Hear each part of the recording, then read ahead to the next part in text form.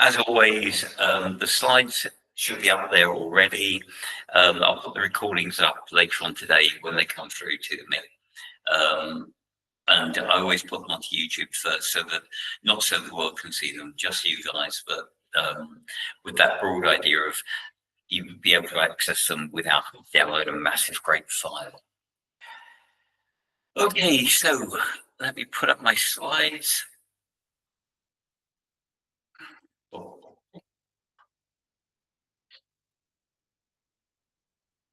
And so begins another effort on my part not to screw things up technically. Okay, can you see that okay? Good, good. Right. Last time, body image, I started with the stuff that you can do relatively early on. That wasn't really the kind of core structure, but it was particularly the psychoeducation and the cognitive stuff. So the imagery scripting, which we do find really helpful with this patient group, and these psychoeducation stuff, they're both really critical early things you can start doing. I also moved on to surveys. And if anyone's got questions about those, I'm happy to slow down and take any questions about them. I think I mentioned last time, we've just put together a couple of new videos, or we're putting together. In fact, they should be being stitched together today. A couple of videos showing how to set up a survey, both from the point of view of the interaction with the patient and physically what it would look like on the screen. So those should be available to you shortly. But broadly speaking, the survey, like I said, if I was down to just a couple of sessions, I'd do a survey and mirror exposure for most patients. But the survey's a kind of behavioral experiment. What I want to do today is talk about other behavioral experiments. So we're still starting out with cognitive. And then later on, I'm going to start exposure work, where we start looking at the emotional issues around body image by talking about graded exposure. Like I warned you before, next week or next time, I think it's next week, but whenever we meet again, I'm going to do one big chunk about mirror exposure. Okay, and the reason for that, as I said before, mirror exposure is such a powerful technique. I want you to get to see what it looks like in action, get an idea about how to manage your own anxiety, as well as how to do the practicalities of it. Okay, so today is kind of the more cognitive stuff, leading to a little bit of emotional stuff, but next time it's all about the emotion. Okay, and that will be the stuff that challenges you, because it will trigger your emotion as well. You know, there's not a time in CBT, and I'm prepared to say that in general, there's not a time in CBT in general when you feel as potentially lousy about yourself as a human being as when you're doing flooding. And that's what we'll be doing with mirror exposure. Because you're always thinking, oh my God, I'm making the patient upset, you know, they might be crying or whatever. So that's your warning about next time. Okay, treat yourself as, you know, parental advisory sticker. Next time is going to be tougher because it's tapping into emotion. Today, I'm going to be talking much more about the cognitive stuff. Okay, it's important if the patient's got that particular pattern. So I want you to think about 3 particular patterns of safety behavior today that tie into body image and how we address them. So we're still in the 4th phase of therapy. We're still doing stuff that is around body image work, and it could be done in parallel with behavioral experiments. It could be done in parallel with emotional triggers. Generally speaking, when you talk about behavioral experiments, you don't want the outcome to mess up with a different outcome. So if I'm doing a behavioral experiment about, for example, if I eat a new food, it won't make me gain a load of weight, then I don't want to be doing a behavioral experiment about body image that will have the same outcome. My weight will shoot up. Fortunately, they don't tend to get that overlap, but it's just to warn you, the patient can do multiple things in a session. We can do multiple things. You just don't want the outcome to overlap. Otherwise, the patient can't learn what made the difference. And what I want you to be able to do at the end of today is, well, not at the end of the day, by the time you get to the post-lunch skills classes, I want you to be able to, or skill groups, I want you to be able to set up a behavioral experiment, see what the structure looks like, and to practice it. And I've asked you in the skills booklet to practice two things. One, practice a behavioral experiment around body checking. Number two, practice the graded exposure. They're both on the booklet that I gave you already. So and it's on the website. So what I want to do today is get you to the point where you can do those behavioral experiments, where you understand the principles of them and the fact that you're looking at cognitions. Okay, with a behavioral experiment, it's not about how to get the patient to overcome the fear, not about kind of just getting them to change their behavior. It's kind of getting to learn. This is something Beck always talked about, which is for a behavior therapist, the point about behavior change is just get the change behavior. For a cognitive behavior therapist, the point about behavior change is to help the person learn to change their beliefs. That's what I want you to get used to here. So when we do body checking experiments, the belief that you're testing is body checking is good for me. Body checking works. So we're saying, does it say behavior work? Let's find out. That's all that we're doing here, rather than letting the person just go with the safety behavior.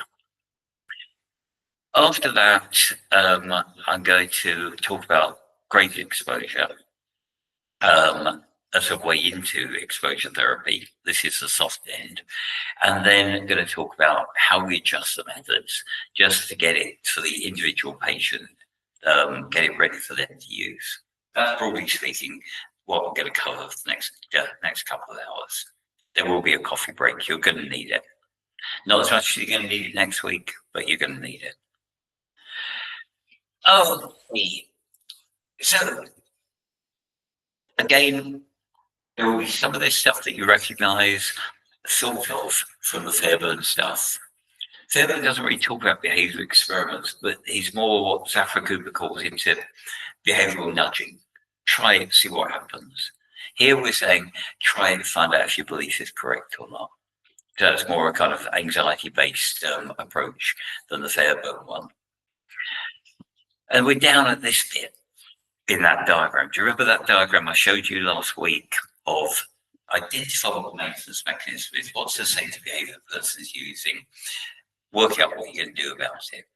So here we've been through misperception, we've been through hurtful body language, we've looked at surveys for mind reading.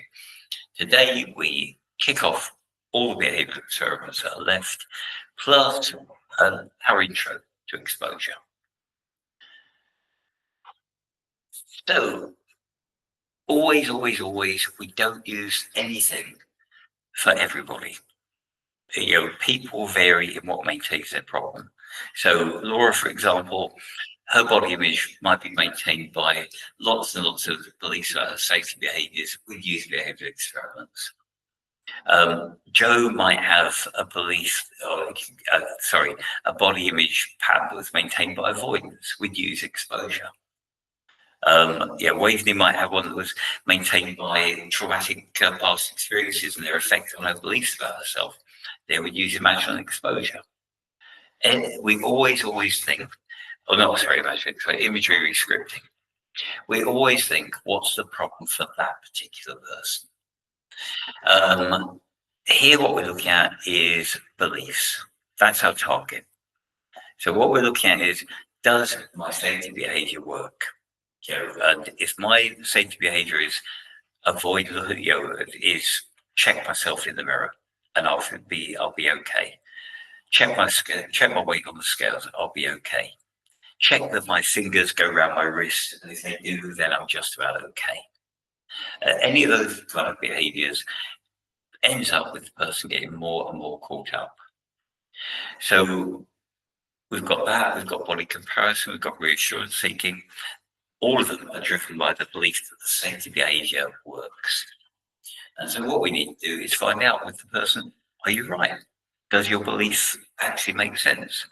So again, very Socratic in approach. We need to work out with you what would tell you that you were right, what would tell you that you weren't right.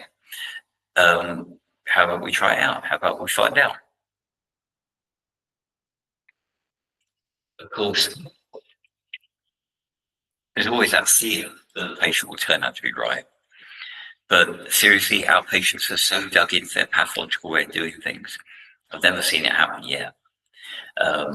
So I think it's always a good outcome if we get people to at least challenge their way of doing things.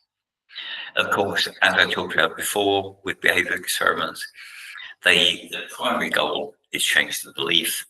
Secondary outcome, reduce the fear. Third outcome, enhance self-efficacy.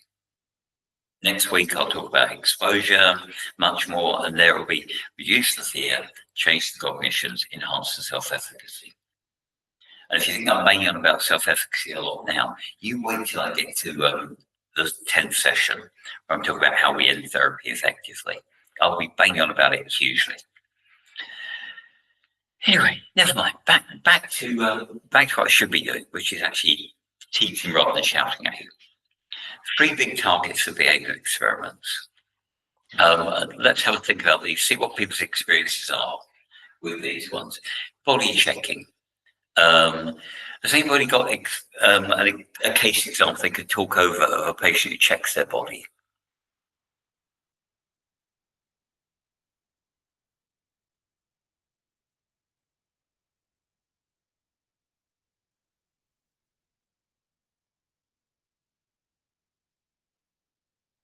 None of you have body checking going on? Okay, let me try that another way around. Does anybody have trouble getting their patient not to jump on the scales lots of the time?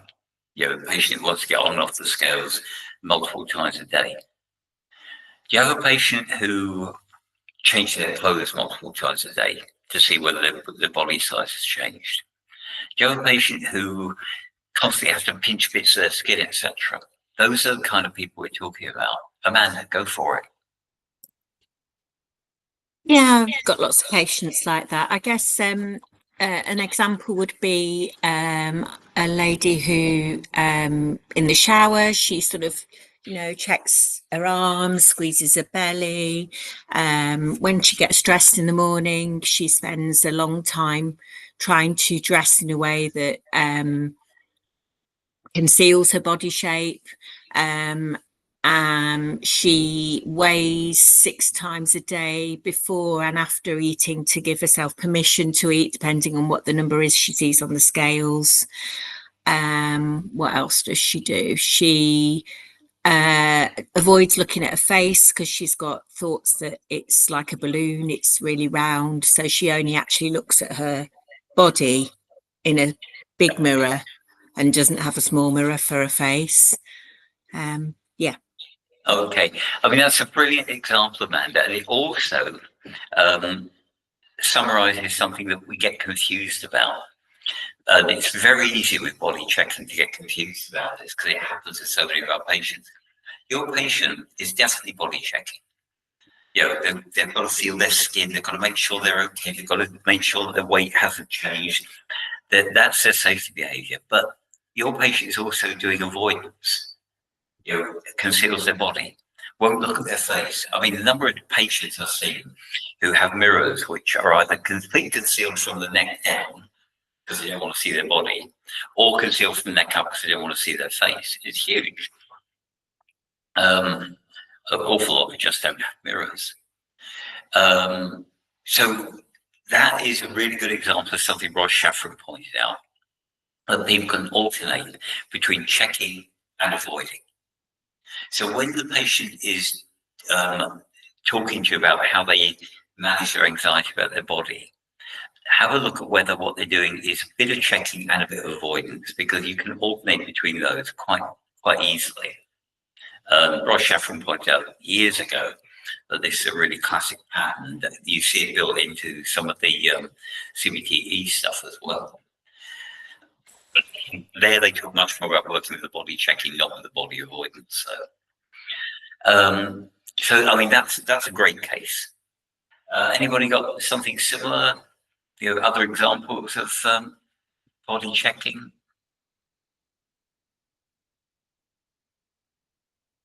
Yeah, Joe?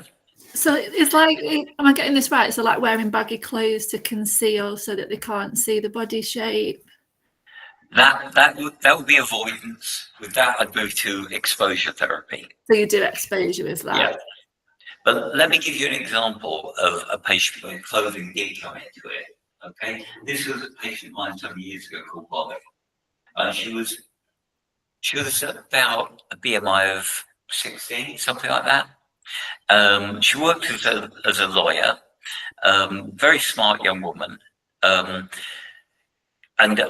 we used to run an early morning clinic for people who couldn't make it to other slots. It was an experiment we did, which was actually very popular. So I'd see her at 8 o'clock in the morning, and then she'd zip off to work and all that sort of thing. And she always dressed very formally in these black things. She wasn't a barrister, but in the kind of dress she would wear, she could have been. And I said to her one day, "Is that what you're required to wear every time?" Wondering whether she was using it as a concealing agent. And she said, "Well, I wear one of them." And it turned out, because I don't know if you realize I'm male, I have no idea about clothing. But it turned out that she had about 8 of the same suit. Quite an expensive suit, but she bought about 8 of them. And every morning she would get up about 4:30 and try on each and every one of these suits. And they went from a size, I think, 2 to 16, which I think is quite a wide range. And she would almost always end up in exactly the same one, but she had to check that she hadn't got bigger by making sure that she didn't go up. And if she felt slightly uncomfortable in one of them, then she'd go for the bigger suit, etc. And that's a really huge ritual. She wasn't trying to conceal her body. She was just trying to find out, do I actually fit? Have I changed? And that sounds very idiosyncratic, but body checking is very idiosyncratic. There's a measure called the body checking questionnaire, which is good to use for this sort of thing. And one of its scales is idiosyncratic, the weird and wonderful things that some people do. So, for example, I am, as we're talking, checking my body. You can't spot it because it's not on the camera, and you probably wouldn't spot it otherwise. What I'm doing is I'm measuring my wrist. And you'll often see patients sit there with their fingers on their hand on their other wrist, and then what they're doing is they're measuring it. Can I make contact on either side? If I can, then I'm doing okay. If I can't, then I'm in trouble. And I had one patient who was, on a bad day, she could only just make her fingers meet round there. Then she'd move along to another finger or another finger. And if she was doing really, really well in her eyes, she could make her thumb and little finger meet around her wrist. That's it. Incredibly idiosyncratic. Trudy, yeah, sorry. So you have one who was doing the same sort of thing. Hang on, I'll just read that out because I know your internet's a bit dodgy today. Yeah, measuring her jaw. Again, you might think, who on earth measures the jaw? But this, of course, is where we start seeing a bit of an overlap, isn't it? Because I'm not saying this about your case, Trudy, but when you see people measuring different bits of the body, sometimes what you're looking at is something that's more like a body dysmorphic disorder. So it doesn't have the, I've got to lose weight, I've got to keep my weight down element of it. It might be BDD that you're looking at. I don't know about your case, Trudy, but normally something like the jaw, I think, well, that's not going to change if I eat differently. My wrist might get thinner, but my jaw wouldn't do. But people, again, very idiosyncratic. So body checking, the point of it is, thank God it's all right. I can eat. Like Amanda's case there. I can eat because my weight hasn't gone up on the scales. Or it's okay to eat, or alternatively, it's not okay to eat because my weight has gone up, and therefore I've got to go and exercise before I'm allowed to eat. So you start seeing the way that superstitious behavior happens. As an example with body checking, imagine this. I get on to the scales in the morning. my weight has gone down overnight. Now, I know intellectually that's probably just a bit of water that's gone, but nonetheless, I feel happy. So I head off, I go grab a cup of coffee, and as I'm starting to think about the day, I'm starting to think, I wonder, did I read that right? Did I get the weight right on the scales there? Maybe I'll just go back and check. And I go back and check, and my weight hasn't changed. Brilliant. I feel really, really good now. I'm really ready to face the day. Only 20 minutes later, I'm just having a little niggle of a doubt again. Maybe I'm not okay. So I'll go back, and suddenly my weight's gone up. Now, you might think, well, all she had is a cup of coffee, or he's had a cup of coffee. That can't have that big an effect. I would probably be thinking, your scales will fluctuate. But for the patient, this is really important information. For the patient, the minute they see their weight's gone up, it's, oh my God, I've got to go exercise, or I've got to go throw up, or I can't eat breakfast. So the body checking has an impact on your behavior. And the problem is you start developing superstition. So if my weight goes up after drinking the coffee, I might think, don't drink coffee. If my weight goes down after exercise, I might think, brilliant, do more exercise. But then the next time I do exercise, my weight doesn't go down, or it even goes up. So now I'm thinking, what was it that worked yesterday? It doesn't work today. I know. Maybe it's because I did, twice as many squats or whatever they're called yesterday that I did today. So I'll do more squats now. And then my weight goes down a bit. So I think, yes, that's brilliant. But next time it doesn't. And then I'll start thinking, well, maybe it's because of the leotard that I'm wearing. All of this is made up, I should warn you now. I can't pronounce leotard. But essentially, what you see is superstition starts kicking in. And then you see beliefs coming in, like Amanda's one. If my weight is okay, then I can eat. If my weight isn't okay, I can't eat. If I can fit that particular suit, then I'm all right. If I can't fit it, then I'm going to change my pattern of behavior for the day. The body checking becomes calming in the short term. Longer term, it can leave you more nervous. In other words, classic safety behavior. And it can end up with your behavior going horribly, horribly eating disorder, because you're desperately trying to find a way of getting the good result that you had when you first weighed yourself in the morning. Does that make sense, that notion of using a safety behavior? Okay. I'll talk in a little bit about body comparison. Now, there's two, if you're familiar with the social comparison theory, then you'll know that social comparison theory says, as human beings, this is Festinger, not me, as human beings, we evaluate ourselves in comparison to other people. So I will judge how well I'm doing by something that somebody else is doing. Now, I've got an academic streak about me. So if I'm comparing myself, I'll compare myself on, oh, bloody hell, that person just got that big grant and I didn't. Or I just published this big paper and they didn't. So there's that bit of me that is always looking for something that defines me in comparison with other people. And that thing that defines me in comparison with other people has to be meaningful to me. Let's imagine, though, the big thing in my life is what I look like. So what I'm going to do is I'm going to compare myself.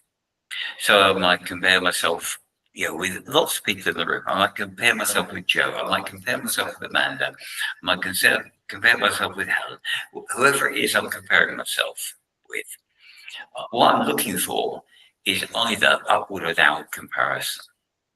So if I look at you and I think, you look better than I do, that's an upward comparison. And upward comparison makes me feel, oh shit, I've got to up my game. It gives me a target. Downward comparison, I look at you and I think I look better than you do. And I think we can safely say in the entire room, that's not going to happen. But if I think I look better than you do, it gives me a boost to my self-esteem.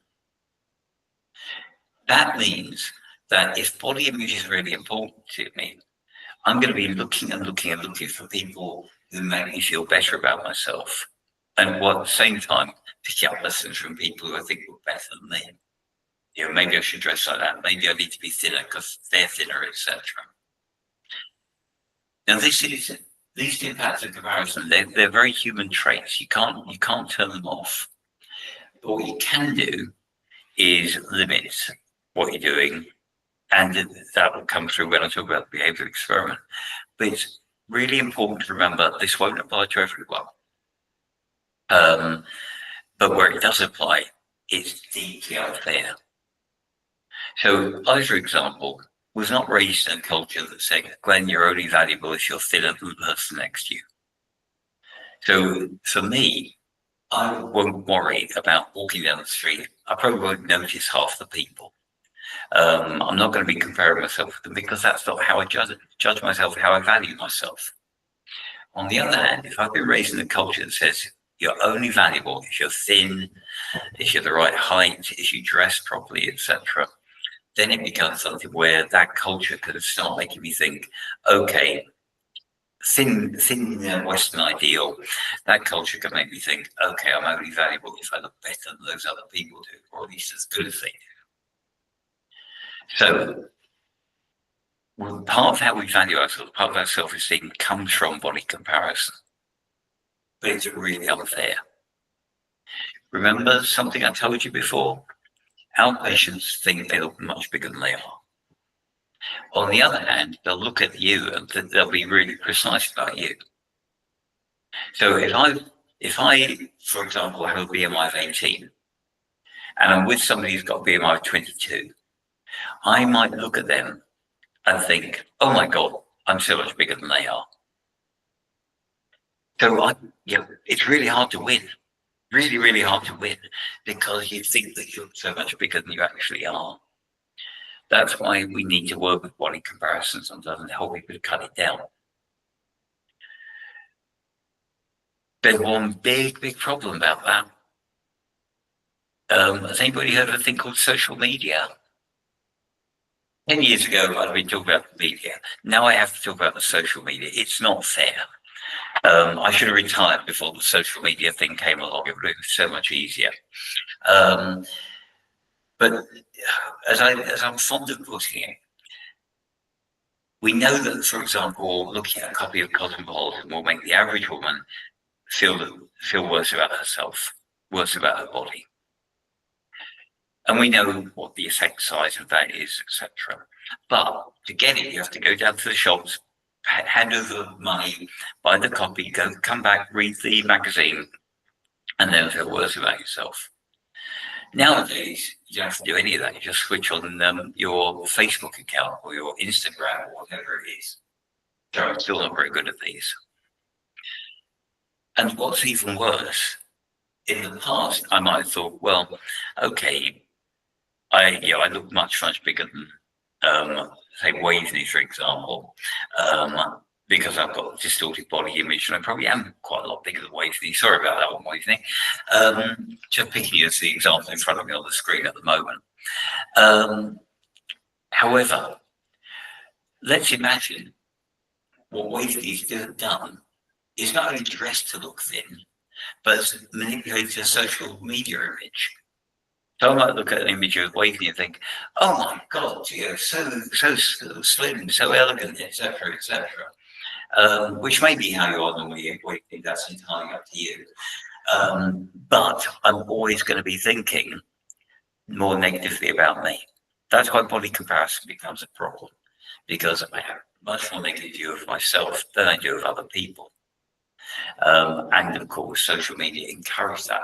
You know, the whole filtering thing, etc., really gets in the way of reality.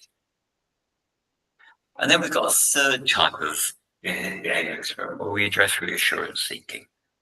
This should look very familiar because you'll have seen it partly in social anxiety, partly in GAD work, where we seek social reassurance. And I'll talk about the ways in which we do that in just a moment. General pattern for each of these safety behaviors: body checking, body comparison, reassurance seeking.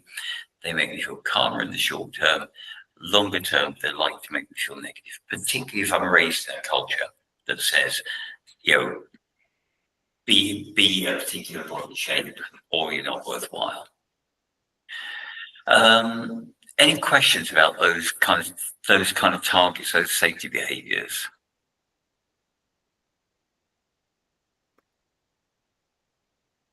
No. Okay. In that case, let's have a think about how we might do something about this. I've done my pessimistic bit for the day. I'll get more optimistic now. Right. Hopefully you remember this diagram. Talked about it before with behavioral experiments around food. The general pattern of what we want to do, this is how we do a theory A-B experiment, theory A versus theory B. So if you remember, it's work out the current belief, theory A. How strong is that belief? Work out the alternative, theory B. How strong is that belief? How can we test out the two beliefs with some behavioral change? Work out a time frame for it, and then look at which belief turned out to be right. Go back to them and revisit the beliefs. I'm really hoping that hasn't completely faded from memory. If it has, go back to the book, it's in there. But I'm pretty sure you got that pattern memory. So that's our broad structure for what we're going to do. And I'll take you through reassurance seeking as a start point for it, so you can see ways in which we make sense of it. But what we're aiming to do all the time is change the behavior in order to test out and change the cognitions, the beliefs. Or as always with the behavior experiment, you want to keep as much else as possible straight as you can. That's why we need to get food out of the way before we start doing too much of this stuff. But the kind of things you see people getting wrong with the behavior experiment, firstly, you'll hear them sometimes just go, oh, well, let's find out what's going on. So they don't work out what the current belief is. They don't work out the alternative belief. I'm going to say something you won't like, but seriously, you're going to cock up behavior experiments sometimes. When you do, I always find the best thing to do is to go back to the patient and say, I'm really sorry, I messed that up. I had a patient once who said to me, I wonder why we were doing it like that, because it didn't seem to make any sense to me. I forgot to ask the patient to rate the beliefs. And if you do that, it's better to go back and say, sorry, I got that wrong. Let's try again. You don't do it too often. Anyway, we need to establish the existing belief and how strong it is. We need to establish the alternative belief, how strong that is. 99% of this, or 90% of this stuff is done with homework. Remember, there's very limited amounts you can actually do in the room, because this is stuff the person needs to try out in the outside world. So this is something to explain to the patient and then run in parallel with other things. So I might be doing this in parallel with, for example, imagery rescripting, or with some emotional work, whatever it might be. The alternative belief is usually pretty straightforward. I know people like Christine Podesky, Helen Kenley are really, really big on pushing the practical bit around the alternative belief. It's pretty obvious, just like it is when it comes to, well, my weight won't go up. Here it is. I'll feel better about myself. I won't feel better about myself, but I'll explain the way in which we look for that. So reassurance seeking. We know reassurance seeking, hopefully, from anxiety and depression. We'll remember it from there. It's central to GAD, but it's also very big in depression. If I feel really nasty about myself, I might ask lots of people for support. What you get with reassurance seeking is that short-term reduction in anxiety. Unfortunately, that means that we start thinking it works. If I keep seeking reassurance, it will work. Am I an okay person? Yes, you're an okay person. Do you still love me? Yes, I still love you.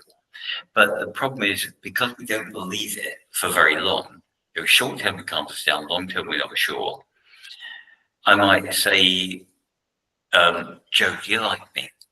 And if Joe says, yes, I like you, I'll go back 20 minutes later and say, Joe, are you sure you like me? And Joe will go, yes, I'm absolutely sure I like you. And I go back, 20 minutes later and say, Joe, this thing about liking me, etc. I would give it about an hour before Joe starts saying, look, just bugger off. You're just getting irritating here. She'll do it in a very sweet, nice way, but it will mean that I don't think she meant it when she said that she liked me. So now I go to Amanda and I ask Amanda. So I've not only hacked off Joe to the point where she's told me to go away, I've also shown her that I don't trust her by going to Amanda. So what this means is Joe's going to back out of life. We know this happens in depression and anxiety. It's a good way of driving people away. And of course, Amanda will be lovely to me until about 2 hours later, she's telling me to go away. So I get short-term relief, longer term, it goes wrong. And I keep trying to find that one person who make me feel, yes, they really do like me. So you get that long-term lack of trust in the reassurance that you get. Short-term, I feel calm, I'm okay. Long-term, I don't feel calm and okay. And people get more and more hacked off with you. There's a change in tone. You start looking elsewhere. So you keep seeking it, you keep going away, looking for it elsewhere, and that drives people away. So that's the general pattern of reassurance seeking. What does that look like when it comes to your body? Well, there's 3 broad types of reassurance seeking around the body. There's others in other areas of eating disorders, like getting on the scales to find out whether my weight's gone up. But in this case, the active one might be that I might say to Helen, do I look okay like this? Do these clothes work? Do I look like I've put weight on? The classic, kind of, does my bum look big in this kind of thing? Now, we know what the right answer to that is. You look lovely. After a while, though, it's, you look lovely. Now, can we please go because we're already half an hour late for dinner? You start seeing the fractious nature of relationships going a little bit more fractious. So, if you imagine somebody who just checks in to say, do I look okay? And that's the same with looking in the mirror to find out, do I feel that I look okay? Here we're getting social reassurance. Do I look okay?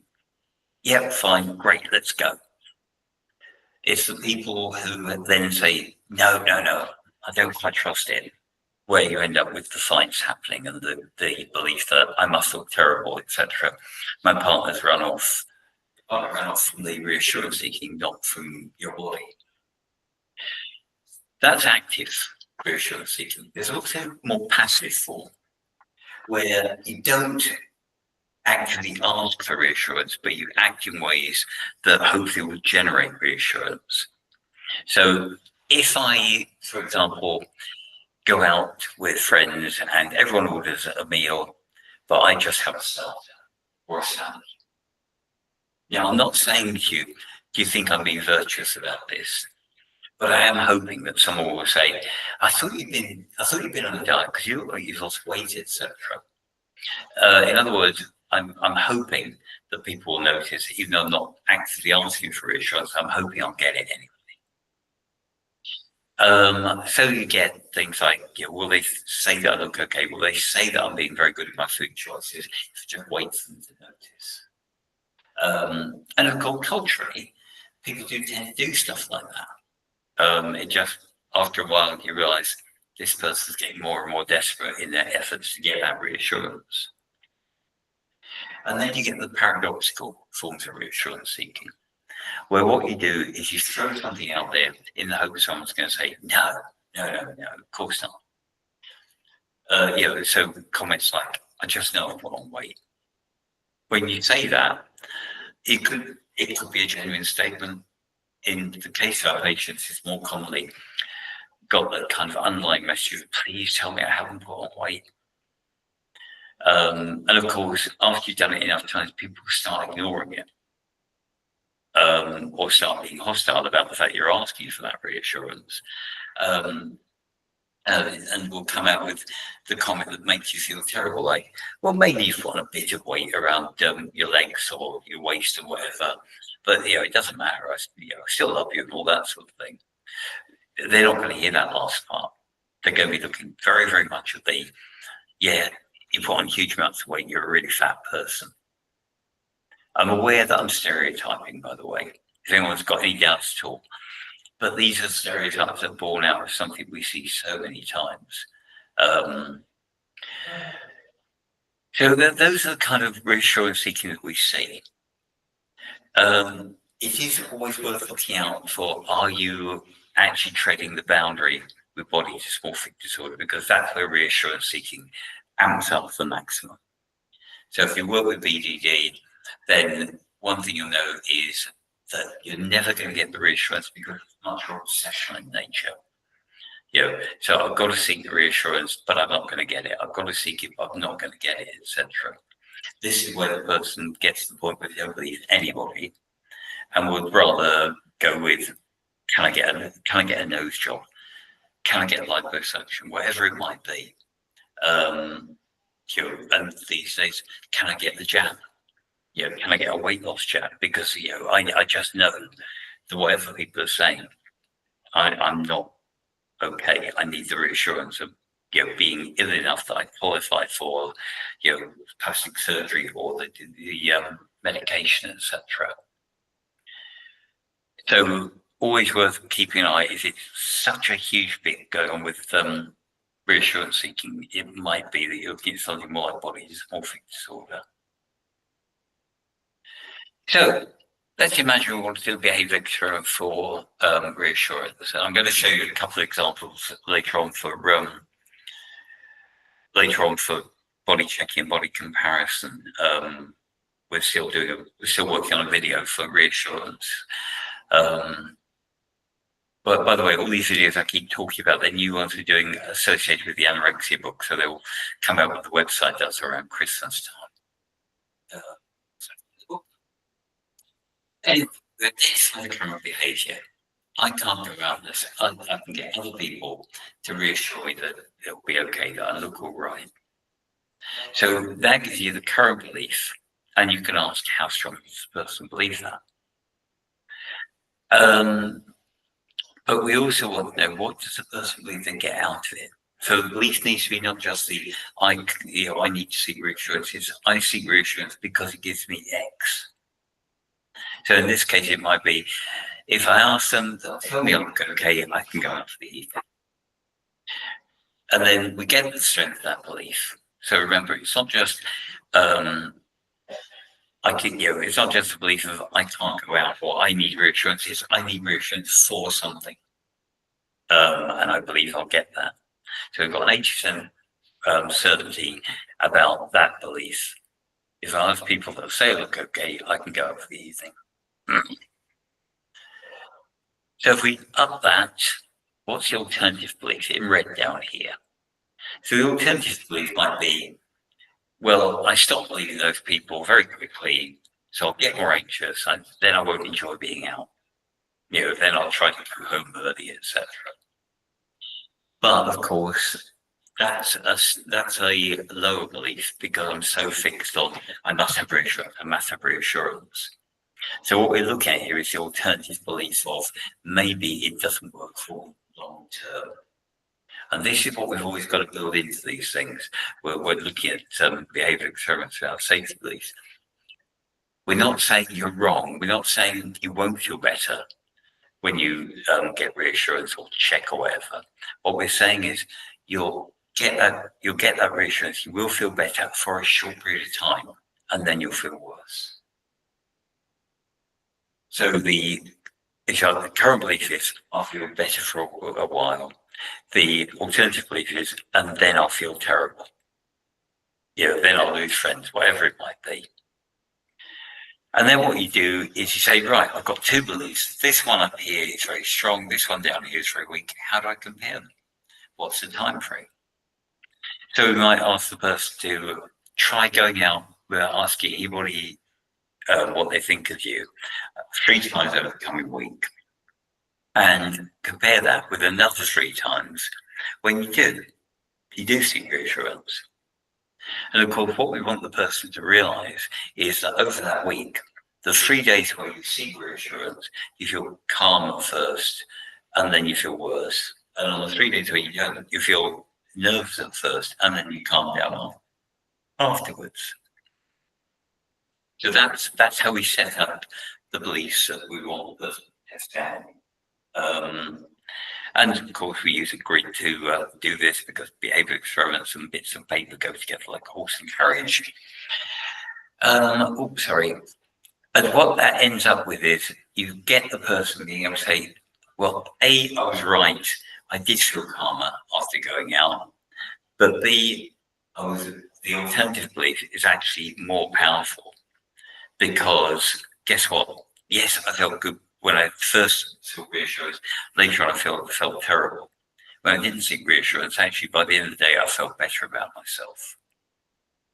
So that's about getting the person to work out which belief was right, going back and re-rating those beliefs.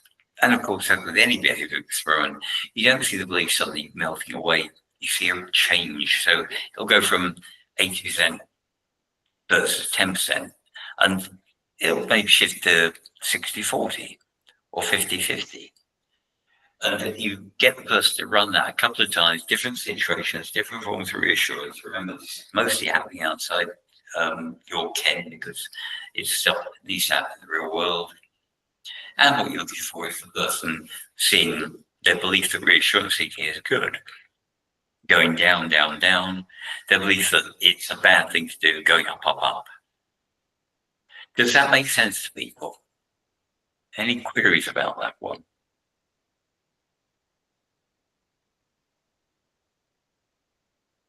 Okay. So in that case, let's now think about the other ones. Body checking, body comparison.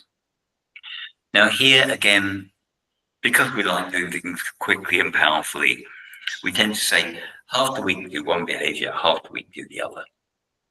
So we're looking again at those same sort of belief systems. The body checking works, body comparison works, versus it makes you feel okay short term, but it makes you feel lousy long term. Okay, so we're never trying to convince the person that they don't feel good. What we're saying is this is really going to screw you up long term. Same kind of message you'd have around, say, alcohol, for example. Yes, you might feel great for the first half hour.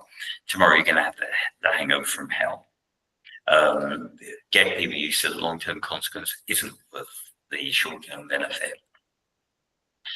So I'd ask people, so I might ask Amanda, for example. Amanda does lots of checking behavior.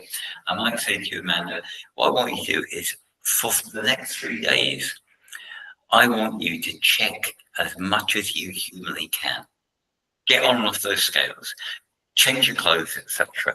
Weigh yourself multiple times, look in the mirror multiple times, just keep on checking every time you can.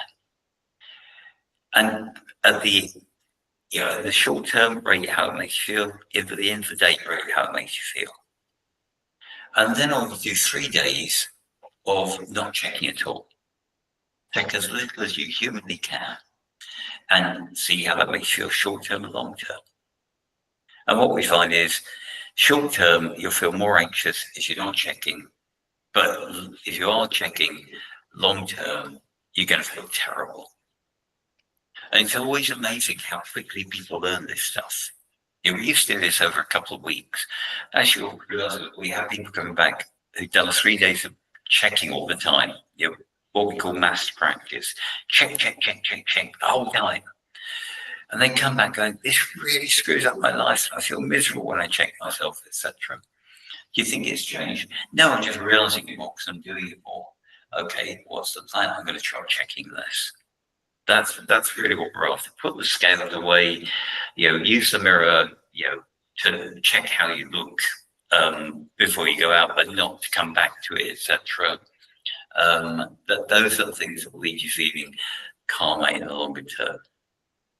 Now, the one thing about this is your prediction is you're going to make a difference in weight gain, you might need to do this for a couple of weeks, just because of weight fluctuation.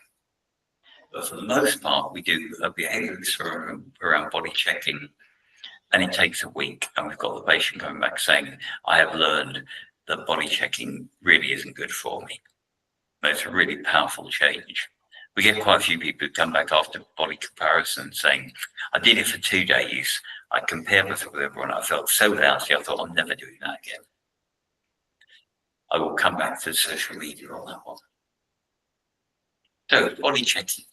What do we want to do? We want to check out the behaviours. We'll use something like the body checking questionnaire, which is on the website. You talk to the patient about their behaviour.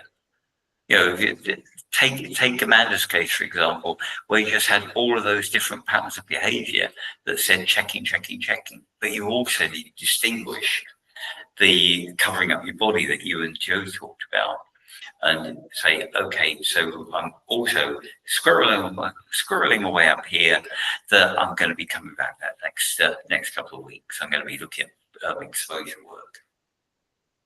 So we're careful to look at things like weighing compulsively, but also checking that the person is not using body checking as a way of avoiding. Now, what that looks like, imagine when you go out the door, you've probably got a mirror somewhere near that you go look in. I have a mirror near my front door. I just can't ever remember where it is, so I don't use it that much. Sit there on the wall, I just don't look. But imagine that what happens is you go, you check, that's fine. I've got my clothes on, my face is the right way up. I'm off, I'm going to work. That's a functional bit of checking. I'm not going to scare the horses type checking. But if you get there and you think, oh God, my hair that needs to check. I've got to sort my hair out. I've got to make sure my hair is perfect. I've had patients who maybe spend 3 hours in front of the mirror trying to get their hair perfect before they go out of the door. And the minute they go out the door, the wind just blows them into a complete haystack anyway. So checking, again, you need to be able to say, is it working? Is it actually helping, or is it just ending up being something that gets in the way of life? We also want to observe people's behaviour. Do they do things like check their size? Another thing I've noticed is quite a few patients, when they sit down, will sit down very carefully. Why? Because they're checking that their thighs don't touch when they sit down. I've got patients who sit right on the edge of the chair so their thighs can't touch each other. And when I asked you, I have to admit, the first time I saw it, I thought, what's wrong? And then I asked him, the patient just said, that's how I do it. You can learn so much from just talking to people. But you've probably been seeing these from day one in therapy. Just, again, screw out away in your head and think, I know 30 hours to get food sorted, but guess what? We're going to come back to that. Or we look at the ED15, etc. We say, guess what? There's definitely checking comparison going on with this person. So behavioural experiment for checking might look like this. If I don't check myself in the mirror several times a day, I won't know if my size has changed. I 100% believe that. Alternative belief might be maybe looking in the mirror doesn't actually have any impact on my size, but it makes me more anxious. Okay, that could be a problem too. What do we do in terms of behavioural change? We find out which of those is right by reducing mirror use and seeing whether the size change or the anxiety shift what the patient believes. But always we're testing the belief. And those two beliefs, we need to get the patient very, very clear that for the most part, body checking is a pathological problem. It's a safe behaviour. That the minute it goes rogue, you are very, very tied down by it. Does that make sense when talking about body checking? Again, it's a bit different how they do body checking work in CBT, which is more about behavioural nudge rather than test out the beliefs, but it's still the same broad principle. I know that Roy Shafran came up with stuff for body checking, and anything Roy Shafran said is good with me. So what I'm going to do is I'm going to show you a body checking experiment, and then maybe show you the debriefing bit from it. I'm going to start off with the body checking experiment, just show you what that looks like, and give you a feel for what we'd be doing, how you do it in the room, and then we'll take the coffee break. I'll have to think about timing for whether we can get in the debriefing bit. I'll try to, I think. Okay. So I'm going to do the usual thing of changing what I'm presenting here. All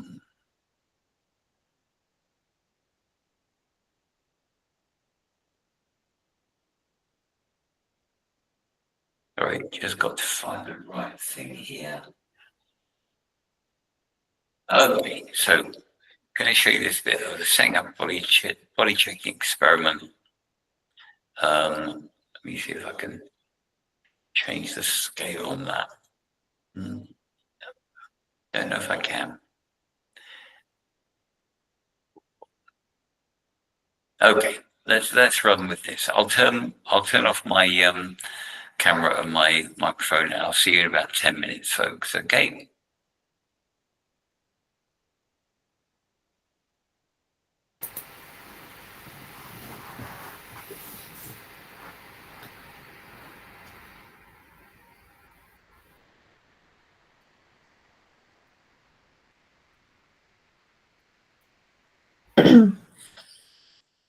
Now, Jess, but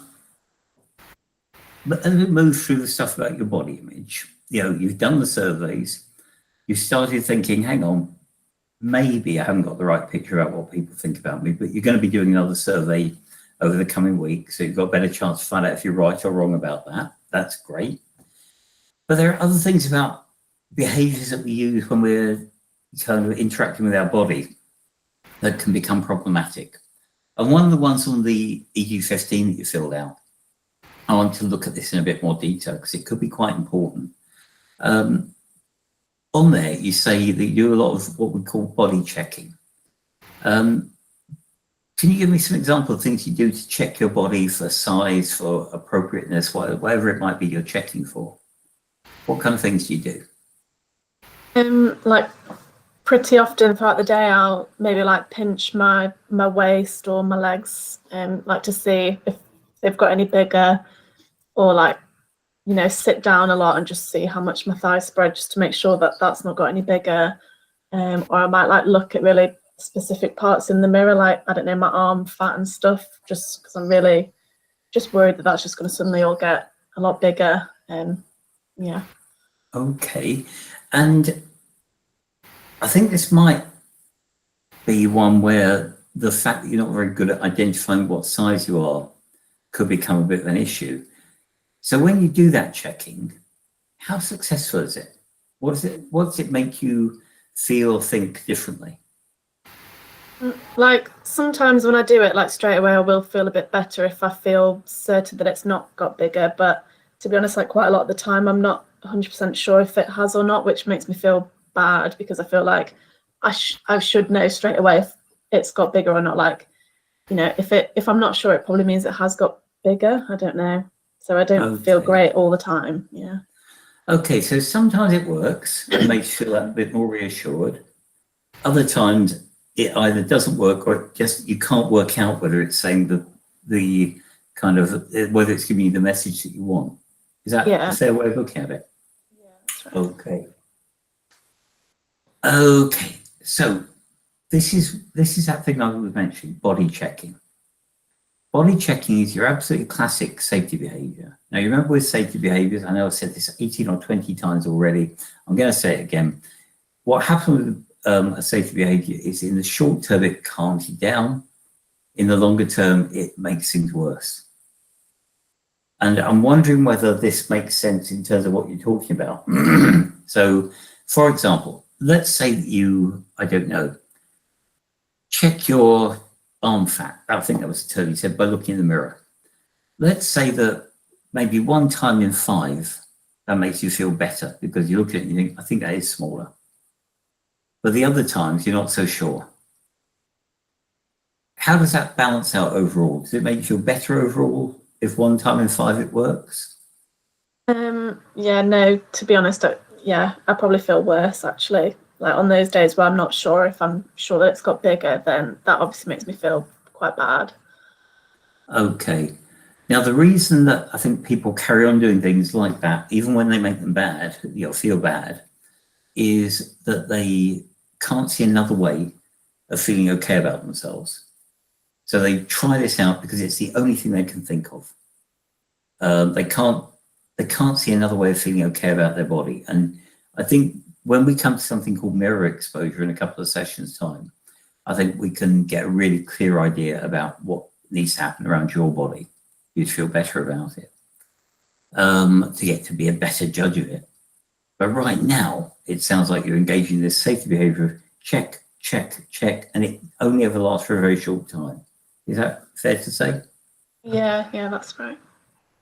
Do you remember right at the beginning of therapy when I said to you, I want you to stop weighing yourself several times a day?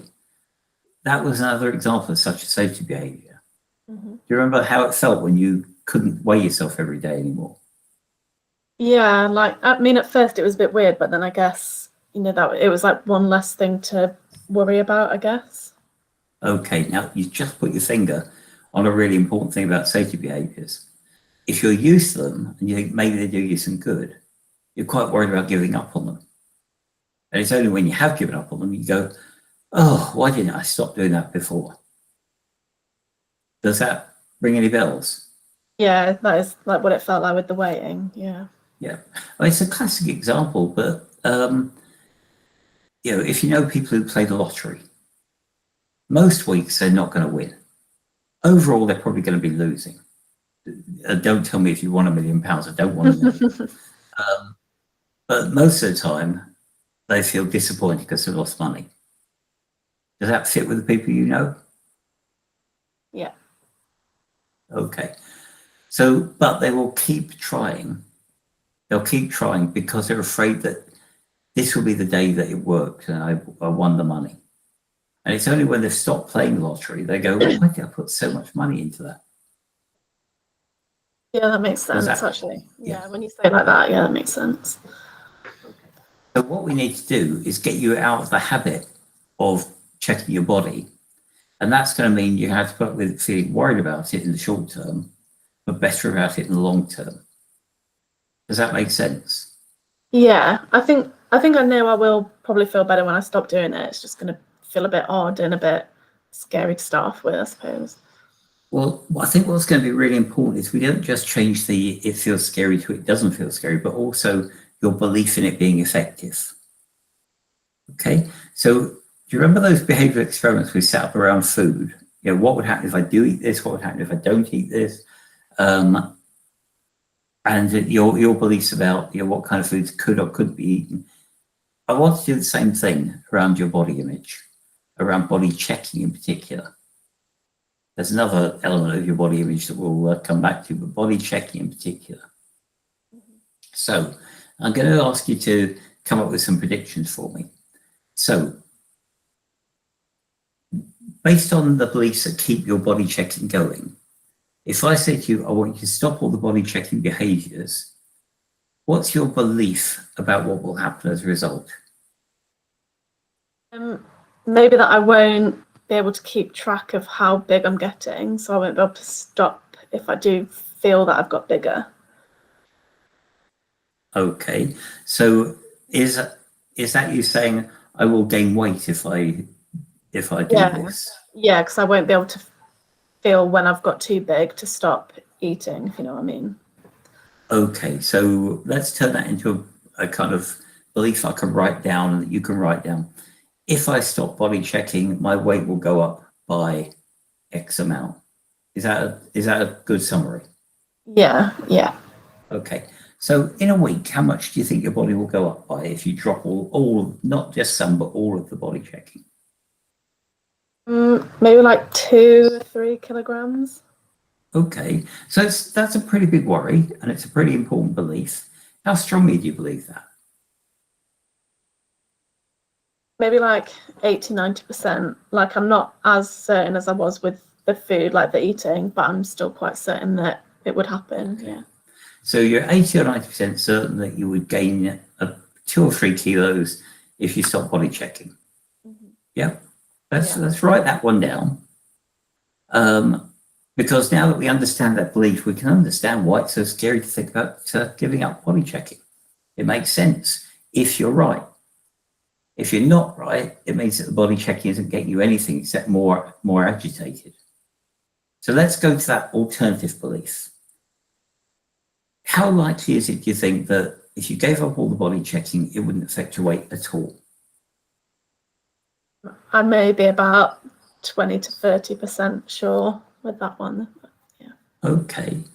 So if you're 80%, 80, 90% certain you will gain weight, and you're 20 or 30% certain that you won't, how many weeks would you need to do this for before you could be sure?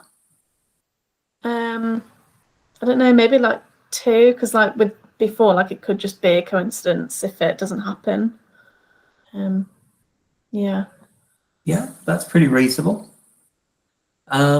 Okay, so should we give that a try then? Should we say that over the coming 2 weeks, I want you to drop all the safety behavior of checking your body, and I want you to keep your eating straight, keep everything else as straight as you can, and just see what happens to your weight as a result of not doing the checking. And we'll look at it next week, and then we'll look at it 1 week later and see if you're right that your weight goes up by 2 or 3 kilos a week. Because after 2 weeks, you'll really be able to see a big change if you're correct. And you won't see any change at all if the alternative belief is correct. Does that make sense? Yeah, it makes sense. I'm willing to give that a go. Yeah. Okay, in that case, let's put down exactly what we're going to do on paper. Put down those 2 beliefs, and we'll come back next time and we'll remind you of what they were, and we'll look at whether it's working, and then we'll give it another week, unless of course you decide, no, I've learned something already. Okay. Okay. Yeah. All right.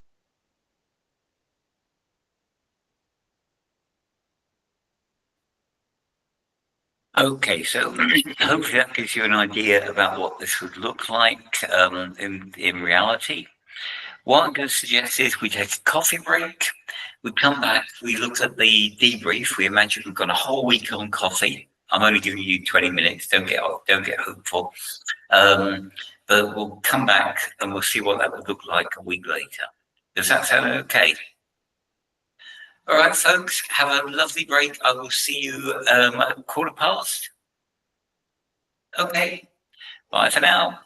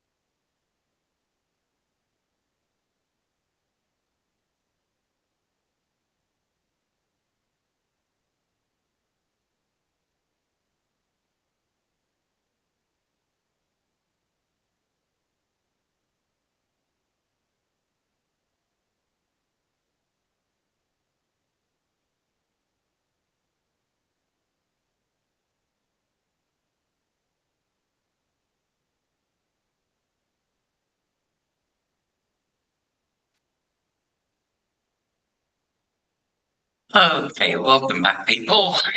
I'm going to set the recording thing going. I was just realized, I'm assuming you're all here, but if not, never mind. Amanda, you look like you're really quite terrifying. Sorry, I didn't catch that. What did you say? You look like you're freezing under the big blanket. Is it really that? Yeah, I've got the log burner on, the blanket on, thick socks. It should work for you. Right, let's start the recording going. Okay, I have a think about the timing, and there's a couple of other videos I must make sure. So I'll leave you a look on the website for the how to debrief somebody after the behavioural. After the behavioural experiment for body checking, because I want to show you the body comparison one as well. So flipping over. Now, again, same principles here as reassurance seeking, body checking, with a couple of differences because of the nature of body comparison. But we're still using behavioural experiments to test out the belief that comparison works. Now, this is where we do have to start thinking about social media. And again, when you want to identify body comparison, there's a body comparison questionnaire, which you can get from the website, Blackboard. You can talk to the patient.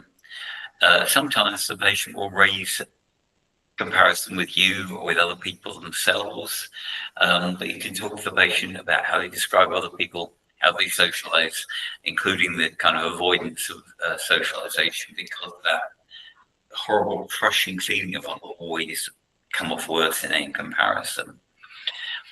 And also we talk about social media use, unrealistic images that you see on there. There's a lot of these examples around. You can find them very easily, but I often use this particular pair of pictures that were posted by the woman involved, who used this posting to show what she looked like in reality on the right, and then what would happen if you did the whole filter thing on Instagram. And her point was essentially trust nothing you see on Instagram, Facebook, TikTok, etc. It's too easy to distort it. And that's essentially what we're looking at here. Years ago, you take a razor blade to a photo and trim it down. Now the filters will do it all for you. And as you can see, what she's shown is that you can stretch the legs, you can lose large amounts of body size. I would say her arms have been trimmed down as well. Face looks a lot smaller compared to the rest of her body. In short, it's horrible what you can do to make other people feel worse about themselves, just with a few filters. And I say you because I mean you. I couldn't do this to save my life. Just to be absolutely sure that you're aware of that. And again, this is stuff that you've probably been seeing from the beginning of therapy, the patient doing lots and lots of comparison. And again, remember, don't just dismiss it and say, don't do it, because it's part of how human beings operate. Social comparison theory, that thing I talked about earlier, Festinger, is about how we judge ourselves as people. This is just taking that to, how we judge ourselves as people in terms of appearance specifically. So, remember, it's a natural activity. It's how we define it. I'm really sorry, that should be Festinger 1954.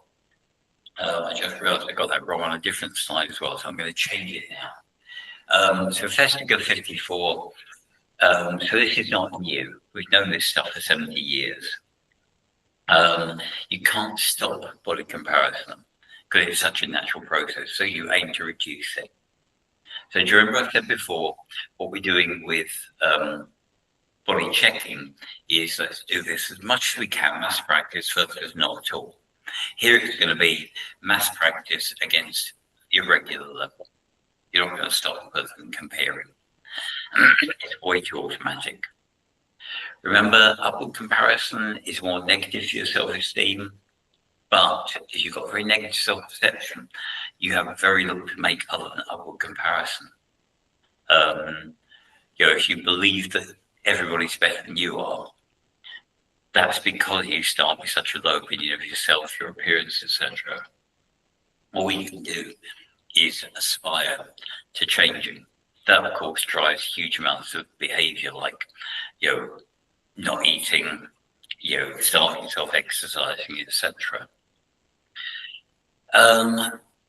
Social media. Now, how do you change social media use? Oh, if I knew that, if I only knew that. This is not really that new an argument. As I say, we've known for decades that various media have negative effects, particularly on women's body image. You can get the same effect with men, but it's not as powerful or consistent. But with women, we know that a huge amount of social constructs are geared up towards, the advertising, the clothing, etc., are geared up towards making women feel, I've got to be slim or I've got to be a particular shape.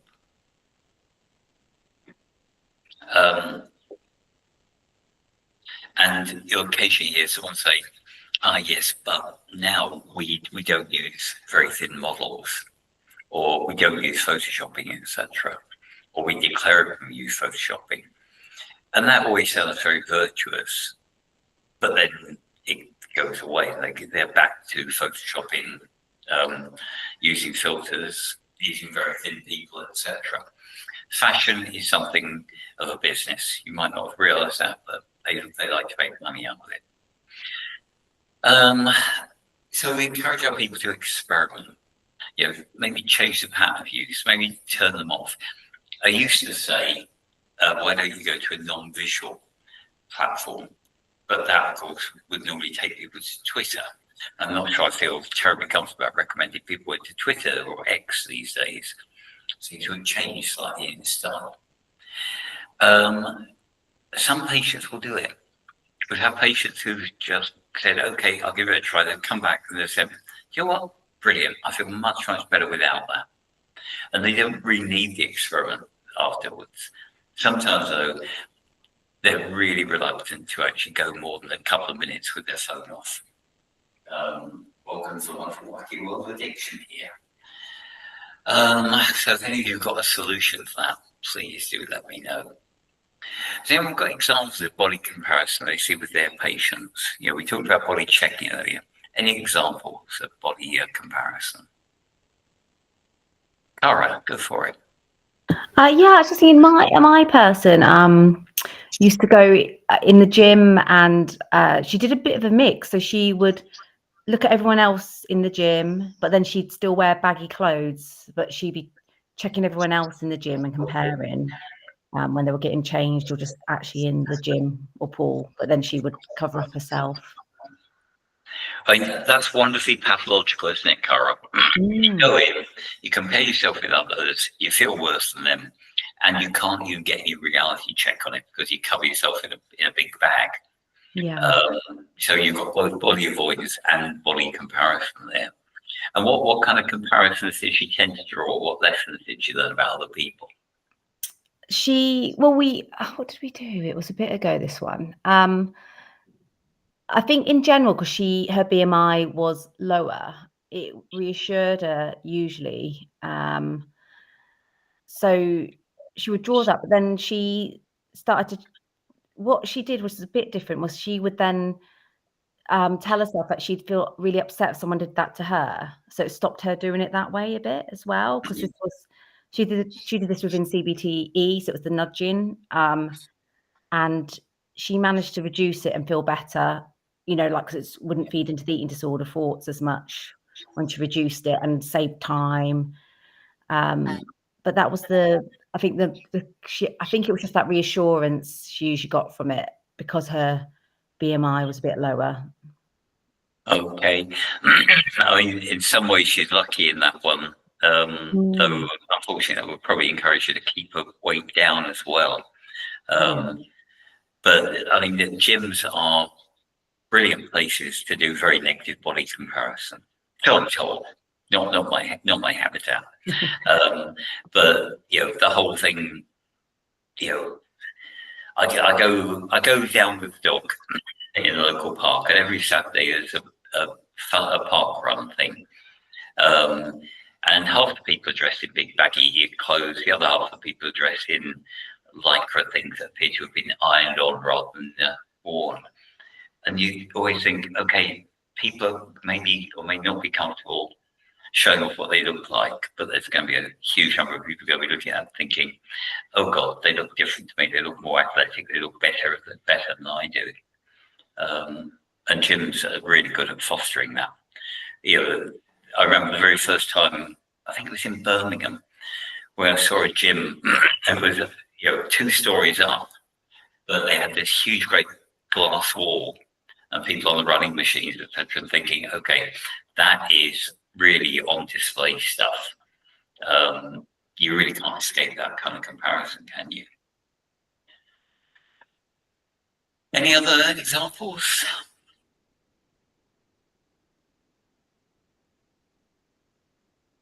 Trudy, I'm just going to get the one. Amanda, go for it. Yeah, I was actually just thinking about a couple of years ago, I used to go to the gym. So this isn't a patient I'm talking about, but there were 2 people in one of the classes that were significantly underweight visually. Obviously, that doesn't necessarily indicate an eating disorder. But what I noticed was that these 2 ladies would, in the breaks in between exercise, sit and compare and have conversations about their tonnage, the size of their arms, size of their bums, stuff like that. And I was just thinking, how do you manage it when you're thinking, obviously we've talked about upward comparison and downward comparison, but how do you manage it? Because we do sometimes get service users that know each other externally, and they've maybe got unhelpful friendships, and they're also doing sideways comparison, if you like. How do you manage that? I think, honestly, Amanda, it's probably 2 people sitting there, both very thin, both looking at each other, thinking she looks better than I do. Because they will both feel bad about the way they look. They think they look bigger than they do, and the other person will think the same thing about themselves compared to you. So I suspect really what you've got there is quite pathological getting together of 2 people that will end up with both feeling worse, but trying to start it out. We're the best in the gym. The other thing we could look at is it could be their way of saying, do you know what, this is us comparing ourselves to the rest of the people in the gym. We're just going to show off as being the thin pair. And then the comparison comes with everyone around you. I think what I do would be I'd say to them, let's talk about whether this is working for you. Not you as a pair, you as an individual within the pair. Because if it's making you feel worse, that ain't great. And Trudy's mentioned about people comparing themselves to influencers on Instagram and so on. Now, I've got an idea what an influencer is, but it does strike me that you've now got a whole profession which is geared up around the idea of I'm going to show you how you should look, or I'm going to show you what you should be wearing, etc. Now, I don't know what the eating pathology of the average influencer is, but I'm going to guess it's pretty high to be able to keep the look that you need to keep there. So I'm guessing with influencers you see quite a lot of focus on thinness, appearance, exercise, etc. But I am aware that I'm swimming in a swamp I don't understand when I talk about this stuff. So if anybody is big on influencers, do tell us what they do. But otherwise, I'm happy with the idea that from what Trudy's saying, comparing yourself with somebody who spent their entire life trying to look perfect isn't going to work terribly well. If you're somebody who's spent your entire life, looking after a child, doing a job, having a relationship, trying to get some sleep now and then, it probably doesn't look that great.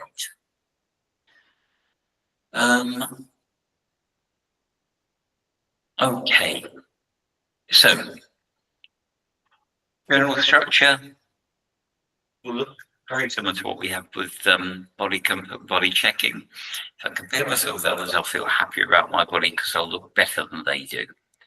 And then maybe just compare myself with others just means I end up feeling worse because there's always like to be somebody who's better looking, and I've got a poor image of my own body. So here you might have, say, a week of comparison with other people and a week of no comparison, or half a week of each, and see which ends up with you feeling better short term and remember long term. So it's the same structure as before, but with those provisos about you don't feel great about it. Remember though, when you're looking at body comparison, you also have to remember about intermittent reinforcement. If you're thinking, I've heard him mutter about that before, I still don't know what he's talking about. Intermittent reinforcement is when you get something good, but it doesn't come regularly.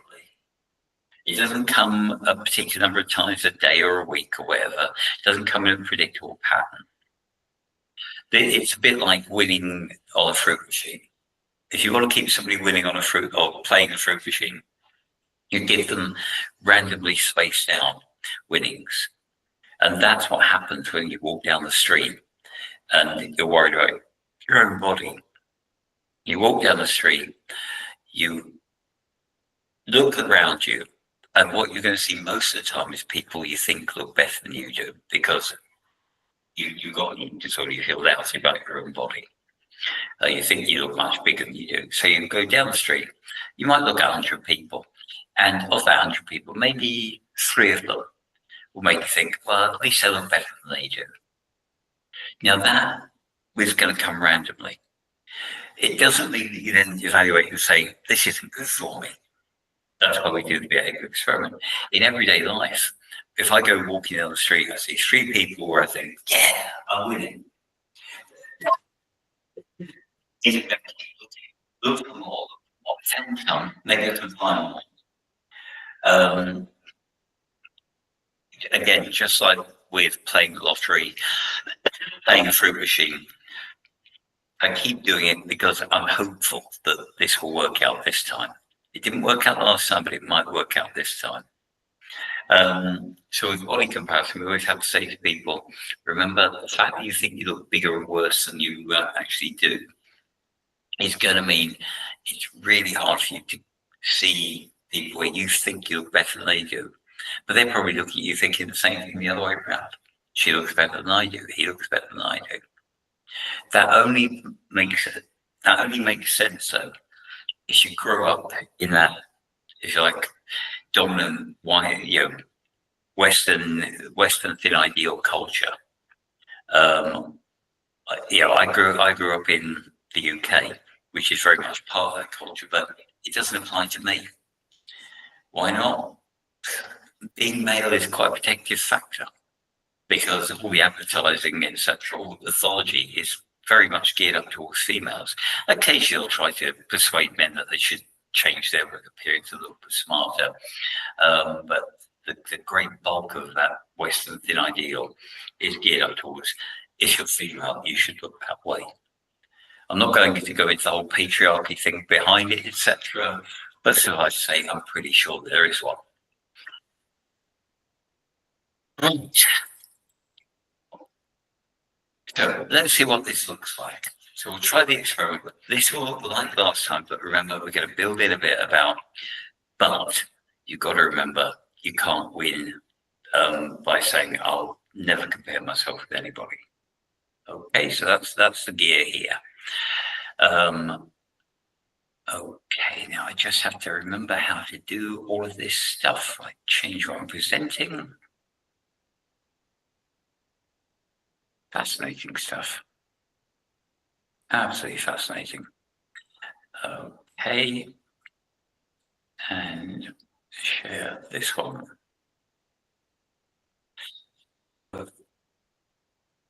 Okay, I'll see you in about 13 minutes.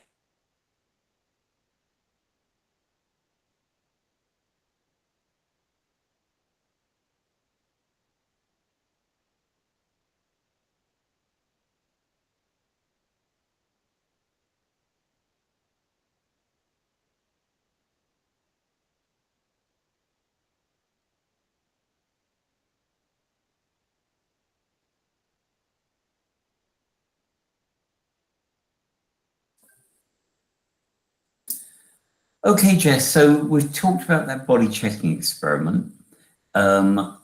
You've talked about how it doesn't make you feel very good about yourself. In fact, the more you check, the worse you tend to feel about yourself. So part of the learning there is don't spend all your time learning. Also, don't spend all your time checking, but just check intermittently when it's functional rather than all the time, because it will make you feel, oh God, I'm acceptable. But there's another behavior that's come up on your ED15. And I want us to have a look at that and maybe set you some homework around that if that would be useful. And the behavior that you talk about on there is comparing yourself to other people. That you compare your own appearance to that of other people an awful lot of the time. So can you tell me, what do you get out of that? Why do you compare yourself with others so much? I kind of feel like I can't stop myself from doing it. I just do it every time I see anyone. I'm looking at them or how big they are, and I don't feel great. But then, like every now and then, there will be someone, and it sounds horrible, but they might be like bigger than me, like way bigger than me, and that just made me feel better. But yeah, I feel like I don't really have control over it. I'm looking at everyone constantly at their appearance and seeing how I compare to them, and I can't really like stop it. It's just automatic. Okay, so there's a lot of different things to unpack there. The first one is this business about you can't stop it. I'm going to agree with you. Normally I talk about people having choice about stuff. The problem is that we know that comparing ourselves with other people is very fundamental to how we work. It's part of how we define ourselves. Now, if you go right back into psychological theory, what's talked about is two different types of comparison. One of which is compare yourself with somebody who looks worse than you do, or who's doing worse than you do in terms of salary, or whatever it might be. It's a comparison with someone who's lower down the pecking order. And we do that because it makes us feel better. And it's not kind of wonderful about how human beings are, it's just what we do. The other thing that we do, though, is we compare ourselves with people who we think are better than we are, whether it's in terms of income, appearance, job, relationship. We compare ourselves with other people, and that makes us feel worse, but it gives us something to aim at. And this is part of how we define ourselves. It's a very basic human process. So I'm not expecting you to be able to just say, oh, switch that off then. Does that make sense? Yeah, definitely. And does it relate to how you compare yourself with other people, do you think? Yeah, like I see it on like when I'm looking on Instagram, I'll look at people that I know are way better than me, and I guess it's sort of what I'm trying to aim for when I see those people. And then like I said, there's the occasional time where it's very rare, but I feel like I am better than some other people. Yeah. Okay. Now, what that means is that you're getting what we call intermittent reinforcement. In other words, it's the same reason people play the lottery. They don't win every week. They win randomly, once in a while. And that keeps them going. Even if they end up pouring hundreds of pounds in to get, £50 back, they'll still do it because of that kind of the reinforcement. It might come, it might not come this week. This is, there's a lot of tension about will it work. So I can see why, even when you get occasional people who make you feel better because you look better than them, even when it's only very occasional, you'll still be looking for them. Does that make sense? Yeah, definitely. Yeah. Okay. Of course, you're at a disadvantage because, as we've talked about before, your perception of your body is going to be much bigger than your perception of their body. So even if you were identical twins and I got you and your twin to look at each other, you would think that you were bigger than her. You'd see her accurately and you'd see yourself inaccurately. You'd think you were bigger. The ironic thing, of course, is she'd be doing the same thing the other way around. She'd be thinking you were the slim one and she was the bigger one. What it means, though, is when you compare yourself with, say, 100 people, you might actually physically be slimmer than 50% of those, but you'll actually only think you look slimmer than about 10%. So the odds are very heavily stacked against you. Does that make sense? Yeah, yeah. What kind of proportion of people you compare yourself with do you think you look better than? Yes, it's probably like you said, maybe like less than 10%. I think I actually look better. It's really very rare that I see someone and I think, yeah, they don't look as good as me. Okay, but that's where that intermittent reinforcement comes along. Mhm. You know, I have friends who played the lottery for years. They win about once every 5 years, and that keeps them going. Yeah. Which is, you know, it sounds odd when you put it like that, but it's what people do.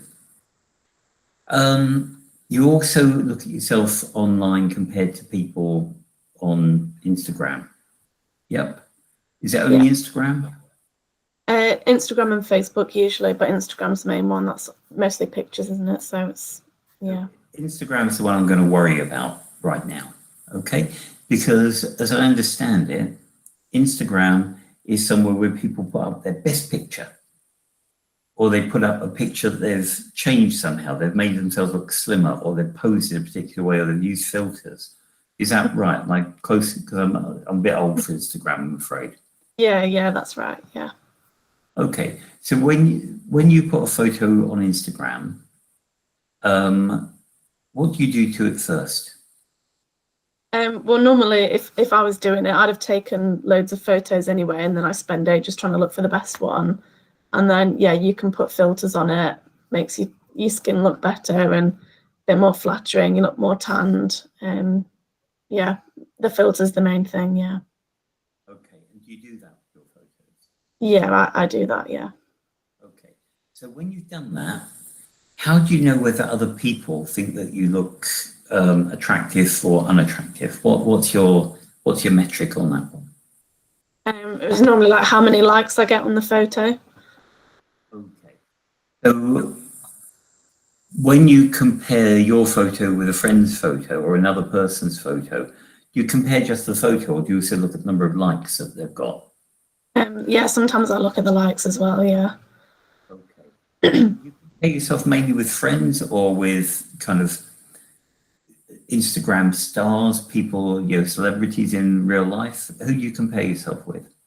Yeah, my friends as well, but I do look at, like influencers on Instagram and stuff. I'll look at theirs as well. Okay. Now, but again, please excuse my ignorance about Instagram, but does Instagram have followers? Is that right? Yeah. Okay. So how many followers have you got? I've probably got maybe like 200 or something. Okay. How many followers would a famous influencer have? Like a few thousand, like 10,000 maybe, depending who they are, but yeah.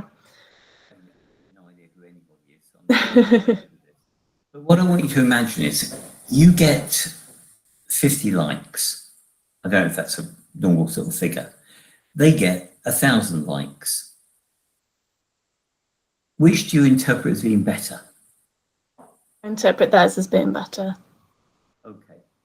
So even though that might only be, I don't know, 10% of the people who follow them, because it's a bigger number, you're treating it as bigger than yours, even though yours would be about 25% of the people who are following you.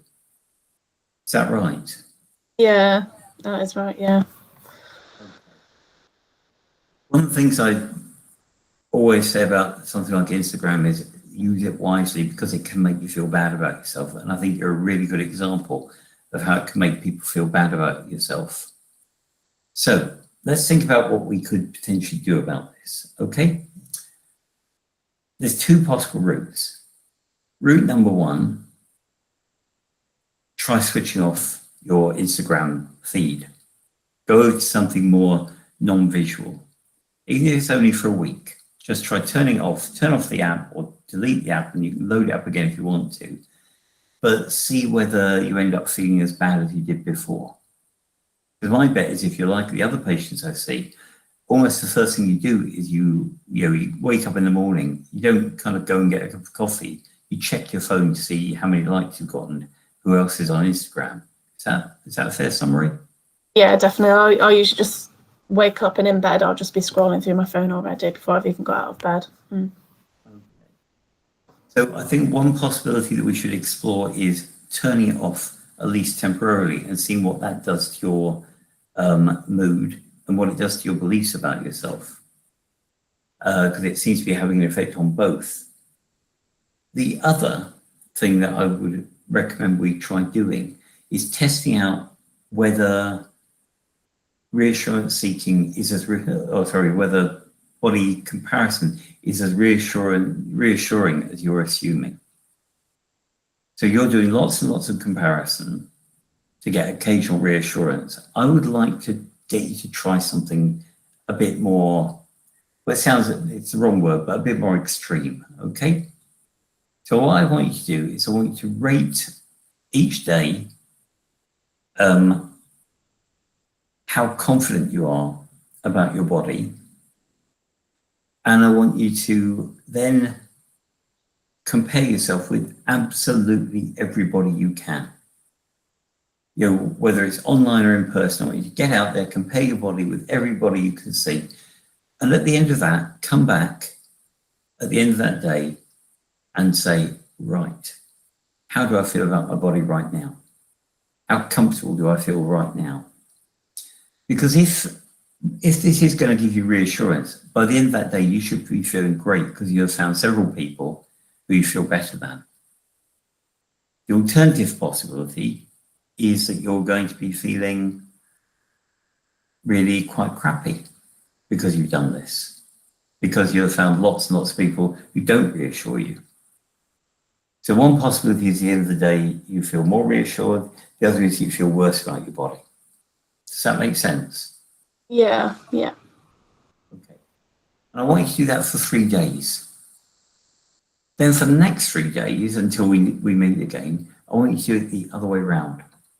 I want you to check yourself against other people as little as you can. You know, avoid looking at other people, get on with life, etc. But don't go out looking for people to compare yourself with. Because if comparing yourself is reassuring you, then not comparing yourself should leave you feeling more kind of uncertain and more worried about your body. So this half a week should actually make you feel worse if your belief is clear and accurate around what this does for you. The other possibility is that actually by not comparing yourself so often, you'll feel better about your body. You'll feel more reassured about your body. Does that make sense? Yeah, definitely. Mm-hmm. Okay. So for this week, I'd like you to try half the week, compare yourself as much as you can with other people. Doesn't matter if it's on TV, real life, wherever it might be, on your phone, whatever it might be. The other half, I want you to avoid comparing yourself as much as you possibly can. And then we'll take a look at what's happened to your reassurance over each of those half weeks. Does that sound okay? Yeah, I'll give it a go. Yeah. Okay, and then we can switch from, once we've learned from that, we can switch from that to, is Instagram helping you or making things worse? And we can look at whether that's a useful thing in your life right now. So we can do that the following week. Okay? Okay, so we'll stop at that point with this one, move on to the next bit.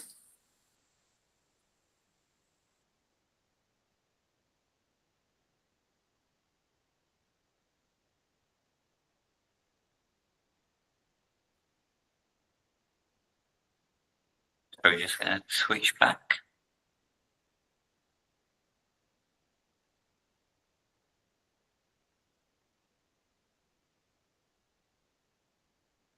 There. Sorry about the sound quality in that one. I hadn't realised it had faded like that. I'll talk with Jess about re-recording that one. So that sounds a bit ropey to me.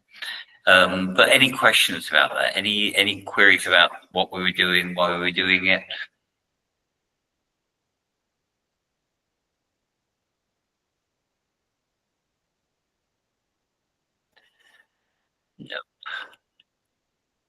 No. Okay.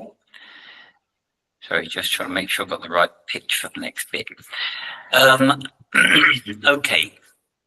I'm going to move on to exposure. Okay. Having a bit of fun trying to get one of the videos to work, but I'll work that one out as we go along. It might mean a slightly longer turnaround time at the break point. So what I've been doing so far is talking about using behavioral experiments to address those beliefs, like reassurance seeking will work, body comparison will make me feel better, body checking will make me feel better. Again, not trying to make the person feel calmer by just saying compare yourself. All the anxiety goes away. We're saying that's test the beliefs. When it comes to getting the anxiety to go away, that's where we're into the exposure work. And this is where I'm coming back to that point that a few of you raised. Amanda, you raised it. I think Cara, you talked about a patient who was doing it as well. Joe, you did. We're getting to body avoidance now. Okay, and body avoidance is one that is genuinely very powerful for the patient. And the most powerful way of dealing with body avoidance is going to be the stuff that we talk about next time around. And don't forget, I'm still looking for a volunteer if somebody would go for it. Otherwise, I'll have to be a really boring solo, play a whole long video, etc. But a bit of both would be good. So what we're doing with exposure is we're addressing the safety behavior of avoiding my body. That way no one can see me, no one can criticize me. I can't see myself. I can't be horrified by my own body if I can't see it.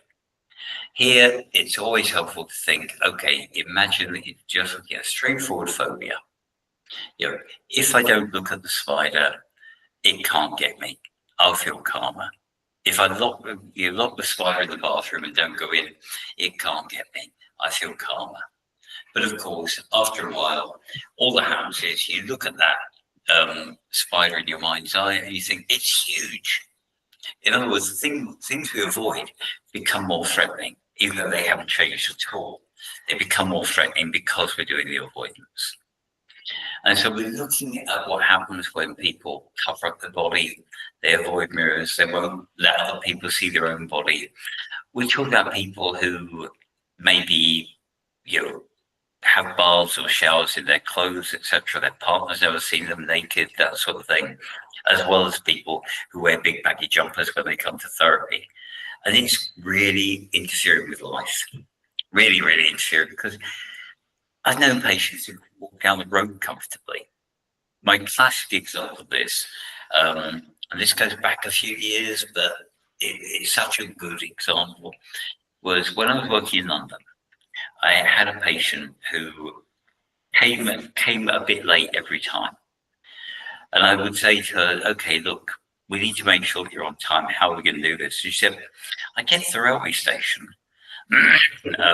which is about a 10-minute walk away. I get there about 3/4 of an hour early, but then I have to walk a different route. I can't just walk straight down the road.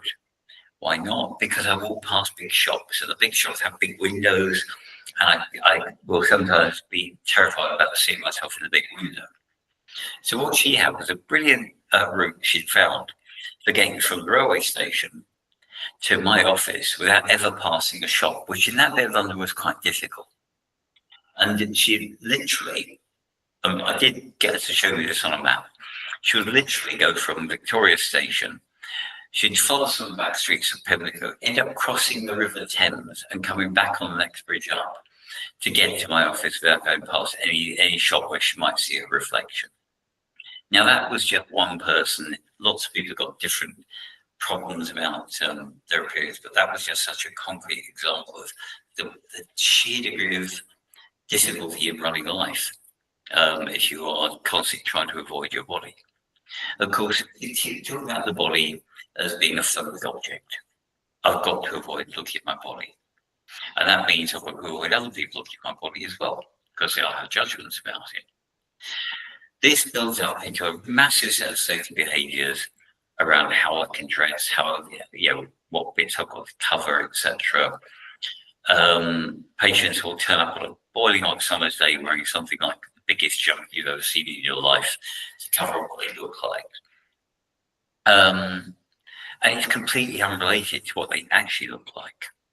They could be, a really kind of slim build, healthy but slim build, underweight, overweight, whatever, it's still keeping up that terror about what their body looks like. I always use that spider analogy that I talked to you about before. If there's a spider in the next room and you avoid it, then your fear gets bigger and bigger and bigger. And you can't quite believe it's such a tiny thing when you see it, but it doesn't stop the next one feeling like it's getting bigger. And it's the avoidance that makes it feel worse. So what we're aiming to do is get the person to learn, if I face the fear without using safe behavior, then my anxiety will go down. So that's broadly speaking all that we're looking at. Exposure with response prevention. I look at myself, I don't run away. You know what? Nothing goes horribly wrong. I learned that actually my body is much, much calmer. Why do we do this? Because it's so powerful. The evidence behind exposure, particularly mirror exposure, is the single most powerful way of addressing body image. Why don't we do it sooner? Because, well, we need the patients to trust us. We need to trust ourselves with the patient, make sure that we're aware that we can't run off into being nice to the patient as a way of coping with making the patient feel anxious. But we need to actually make the patient feel, actually, yeah, this is safe, and we need to feel that ourselves. So we do this later on in therapy. I'm going to talk today about graded exposure. Next time I'm going to talk about flooding, about mirror exposure, screen exposure, whatever it might be. In CBT T, I use mirror exposure right at the end, about session 8. So I'll talk more about that next time. Graded exposure, you can use earlier. Graded exposure, I find, is not really a substitute for mirror exposure. In other words, it's not just by saying, okay, this is going to be easy. It's about specific bits of exposure for bits of the body. And it's also quite limited by when you are in the year, British weather and all that. So remember how exposure works. We see anxiety shoots up, it gets really high, and then it gradually comes down.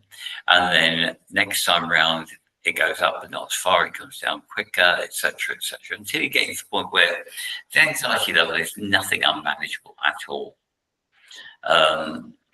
Edna always says, get the person down to 50% of their maximum anxiety. So if their anxiety shoots up to a 90 out of 100, you want to get down to 45, whatever it might be. We just say, go for it, keep going for it until it goes down as low as you can within the session. And then get the person to do it between sessions. And again, why? Not because we're sadists, not because we hate our patients, etc. Purely and simply, this has got a really good chance of working for people. That's so important. So graded exposure. Here we're talking about fairly small bits of change, but it can be useful. So, for example, if you've got a patient who is very big on wearing quite concealing clothes, then being able to get them to try to reduce that down can be helpful. Again, there are times of the year when you wouldn't do this. So right now, I wouldn't try this because it'd be too cold for them. This is the time of year for more jumpers, not fewer.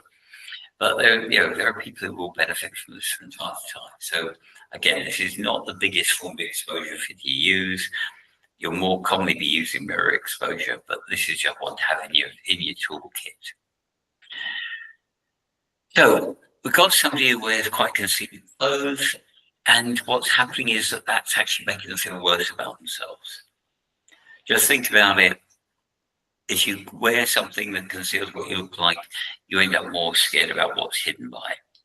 So we want the person to learn that you can gradually move towards dressing in a kind of more revealing way without anything bonkers or anything like that. Obviously, just moving to more fitting clothes. So Casey O'Gilly,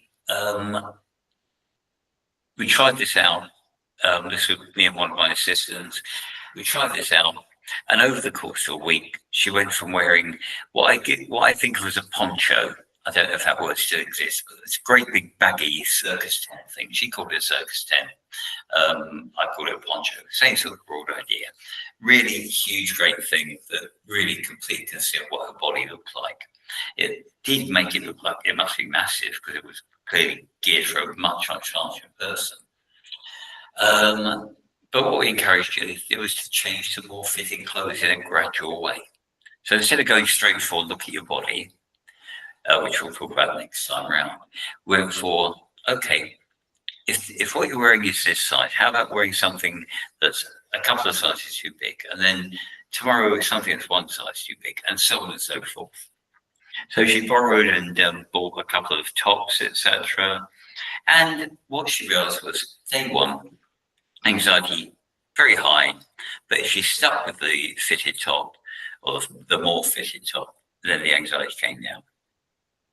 Day two, same larger top, anxiety went up but not as much and came down more quickly.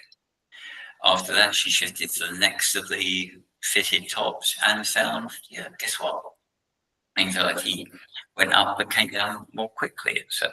In short, you saw this pattern building up. And within it, what she was doing on a day-by-day basis was becoming less anxious as she changed the item that she wore or wore it repeatedly. You don't want the person stuck on, just making one change in a week. They can do much more than that. And what she realized was that after the first few days, she stopped noticing any anxiety after about 30 minutes. And eventually, by the end of the week, just got to the point where she wasn't even anxious at the start of the process.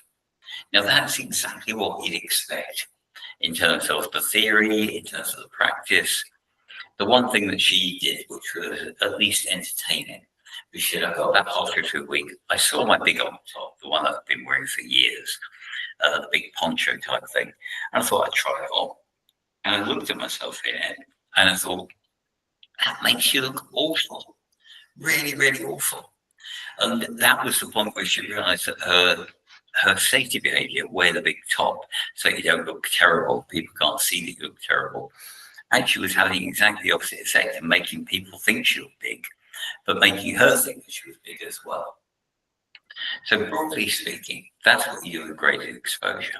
You're getting the person over a fairly limited period of time to make small steps in what they wear to get to the point where they're going, do you know what? I can't remember what I was worried about in the first place.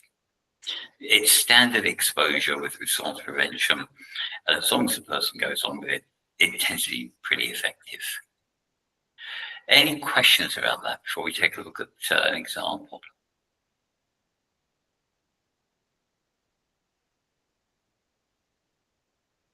No. Okay, in that case, what I'm going to do is I'm going to show you this example. I'll have one more go at getting this thing to actually work for me. If not, I'll have to get the link from somewhere else. It doesn't want to play. Sorry about this. I'm going to have to disappear for a moment. Bear with me. I should be back in a moment.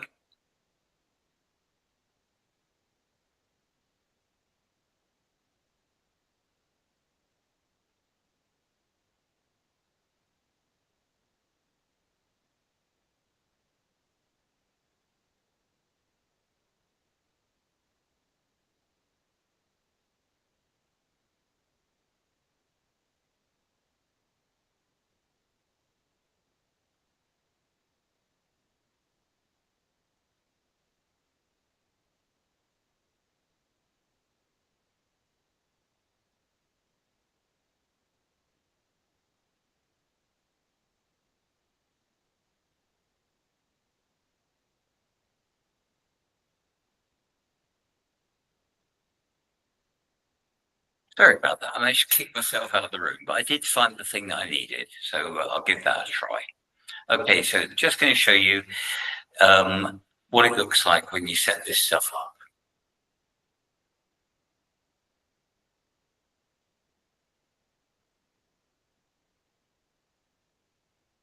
up. Okay. Here we go. I'll turn myself off again.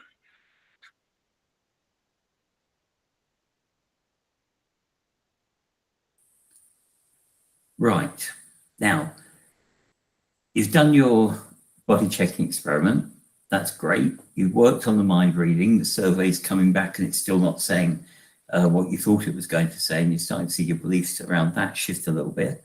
I think we need you to carry on with the, trying out the body checking. We need you to develop up those surveys as we talked about. But there's also an element of your body image that's come through several times in what you talked about. And that's this perception you've got of the way your body looks overall. So could you just describe how you feel about your body, what you see when you look in a mirror? Yeah, so well, I feel that I do look really big, and I know we're doing the experiment, but I still kind of feel like other people must see that as well. That I'm just like overall look quite big, which is why I wear the baggy clothes to try and cover that up. Like I don't want to wear tight fitting stuff so everyone can see like my bulges and things like that. So yeah. Okay. I think that's really useful because that does map onto what I was thinking about and what I talked to you about a couple of times. This perception you have of your body as being this great big thing, which clearly affects why you've done some of these other behaviours, like the checking, etc. So what I'd like to do is get you more comfortable with your body. Now, the problem with what happens for most people with eating disorders is they start treating their body like this big phobic object. Do you know anyone who's scared of, say, spiders, for example? Yeah. Okay. Do you know what it's like when they're really frightened of a spider and they tell you there's a spider in the bathroom? Can you go and do something about it? Or they get their partner to do something about it. You ever encountered that one? Yeah. Okay. And the person who's scared of the spider, if they're describing that spider, what will they say about it? Probably like really big and scary, hairy. Okay, so it's going to be big. It's going to be vicious. And the person they describe it to then goes into the bathroom to go and save the world from the spider. What does the person who goes in to look for the spider tend to come back saying? Just say like, oh, that was tiny, like it's gone, they've dealt with it. Yeah. Okay. In other words, things that make us scared become huge in our mind, but also in our perception. Now, this is a really weird piece of psychology that we've known about for decades. That when something makes us very emotional, we think it's bigger than it actually is. Pregnant women, for example, don't just think they get bigger because they're pregnant. The amount they think they get bigger goes way beyond that because their body becomes so important to them.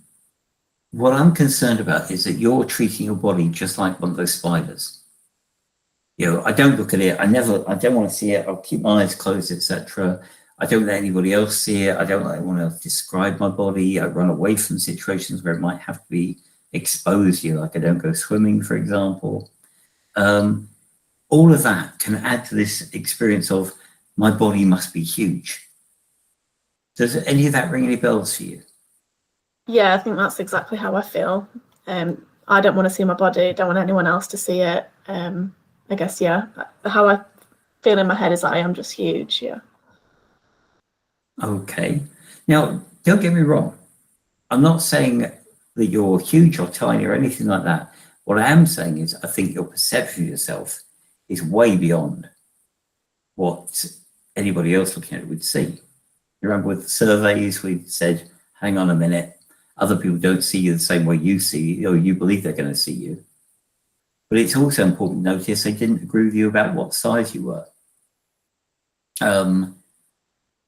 Now, that's just other people's opinions.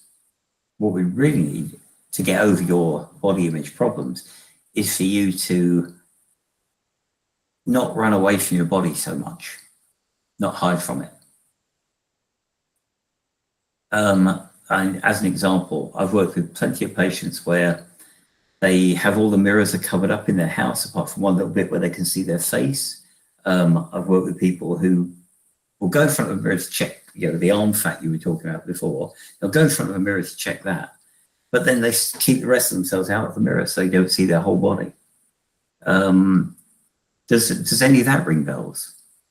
Yeah, I've got one mirror in the house and it's in the spare room, and I just use it to check the small little things, and then that's it. It's closed away in that room. Okay, that makes a lot of sense. Because again, I'm going back to my favorite term, safety behavior. If I see my body, I'll be appalled. Therefore, I must not let myself see my body. And sometimes people do that by hiding the mirrors, or always being dressed, even when they're with their partner, never wearing, fitted clothes, that sort of thing. You mentioned yourself that you tend towards non-fitted clothes. Is that right?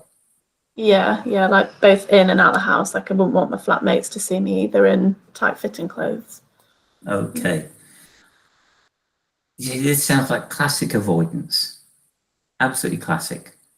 And again, in the short term, makes you feel calmer. In the long term, you just end up thinking, oh my God, my body's getting bigger and bigger and bigger. It's like I never go in the room where the spider is, so the spider's just getting bigger and bigger in my head. Does that make sense? Yeah. Okay.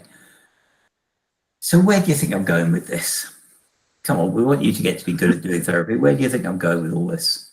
I think I'm going to have to start looking at myself a bit more, maybe dressing differently. Well, there's different levels that you can do this at, okay? One of them, when you said you tuck your mirror away, I think I can see something we're going to need to start looking at in the next couple of weeks, and that's what we call mirror exposure, being able to see your whole body and not running away from it. And that takes putting up with your anxiety quite strongly. But if we can get you to do that, that is the single most powerful thing we can get you to do. So there's mirror exposure, which we will be coming back to, I promise. The other thing, though, that you can do is what's called graded exposure. Graded exposure is where you don't do everything all at once, but do it in little bits. So I think the thing you've mentioned about fitted clothes sounds like quite a good one to me. If I would say to you, okay, what's the scariest thing about how you dress? What would be the biggest scary thing about the way you dress? I think the scariest thing would be if I was in, like shorts and a little top, that everything would just be bulging out. I'd obviously be on show to everyone and I'd feel really uncomfortable. Okay, so shorts and a little top is something high up on that hierarchy. That's scary. What's a bit less scary? Maybe more like jeans and a small top. I mean, at least the thighs would be covered then, at least. Okay, so let's start drawing this out. So we've got little top and shorts at the top. The top and jeans will be the next thing down. What will be below that? Maybe jeans and like a long sleeve top so that my arms aren't out. Okay, so jeans, long sleeve top. Okay, and below that? Probably jeans and a jumper. Yeah, but Jeans maybe and like jumper. a thinner jumper, I guess. Yeah. Okay, so jeans and a thinner jumper. And what's after that? Is that how you dress now? Yeah, like jeans and a big, thick, heavy jumper. Yeah. Okay, so we've got a little ladder here, haven't we? We start with jeans and a big, thick jumper. We move all the way up to shorts and a little top. And there's various points between those. Now, what I'd recommend is that we find a point, not the most comfortable of those to go for, but the one that you can tolerate most readily. How about something like jeans and a fitted top? How would that make you feel right now? Right now, that would make me feel really uncomfortable. But I guess, like you said, we're not going for easy. But I'd feel better in that than obviously the shorts and a top. Okay. Well, I think I can safely say we've never gone for easy since you started doing this therapy, have we? And I'm not about to start now. Okay, so we're talking about jeans and a more fitted top. Do you own any fitted tops? I might have some from way back. If not, like my housemates might, but I don't know. Like they're much smaller than me, so. Well, you think they're much smaller. We don't yet know that one because you haven't got a fair comparison. Okay. It sounds like going out and buying yourself a couple of fitted tops might be a good idea. Yeah. Do you have shops where you are? Yeah, I can get to places. Yeah. Okay, in that case, I think that's probably an idea because otherwise you might end up thinking this top is 10 years out of date or whatever. I'm not great on fashion, so if you're happy with 10 years out of date, that's fine by me. It may be hip again now, I don't know. But I think what I'd like you to try doing is each day, assuming the weather holds as it is, I'd like you to try, instead of dressing in your usual big jumper, pair of jeans, a more fitted pair of jeans and a more fitted top. And my prediction is that you'll be anxious for a while, but the anxiety will fade. Remember that whole thing about exposure to food and how the anxiety goes down after a while? I think that's what we'll be looking at. Yeah. How does that sound? Yeah, scary, but I think doable. Yeah. Okay. So the plan is every day between now and next time, wearing a fitted top, wearing jeans, and I'd like you to rate your anxiety as you go through the kind of the hour after you first go out into the world with these things on, so people can see you, and then rate your anxiety later in the day as well. Okay, maybe around the evening time. The reason is I want to see whether your anxiety for that first half hour or so stays high or comes down. Okay. Okay, think you can do that on that rating, that 0 to 100 rating that we did? Yeah, I can do that. Yeah. Okay, so let's say every 5 minutes for the first half hour, watch what happens to your anxiety. Allow that you will feel anxious, because if you didn't, you'll be wearing those tops already. But I'd like you to have the chance to learn the anxiety goes down. Okay? Yeah. Okay, yeah. All right, well, that'll be a fun one for this coming week, won't it?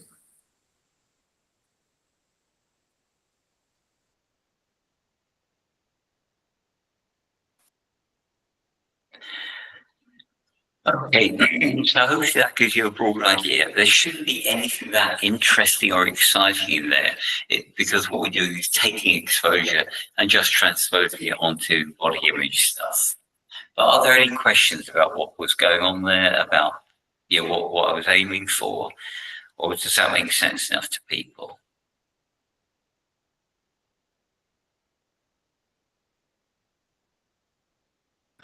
Okay, I'm not seeing any questions, so I'll go with that being, understandable enough for now. So what I want to do is just wind up for today. Not going to hit you with any more videos because you'll be at risk of losing lunchtime, and I know what that could do to my popularity, even lower. What fun. So just to review what we've been doing. Last time, go back that whole session, I was focusing really on the more cognitive stuff, the stuff that was not about big behavioral change, but was about challenging beliefs. And that started out with the psychoeducation. It moved on to the imagery rescripting.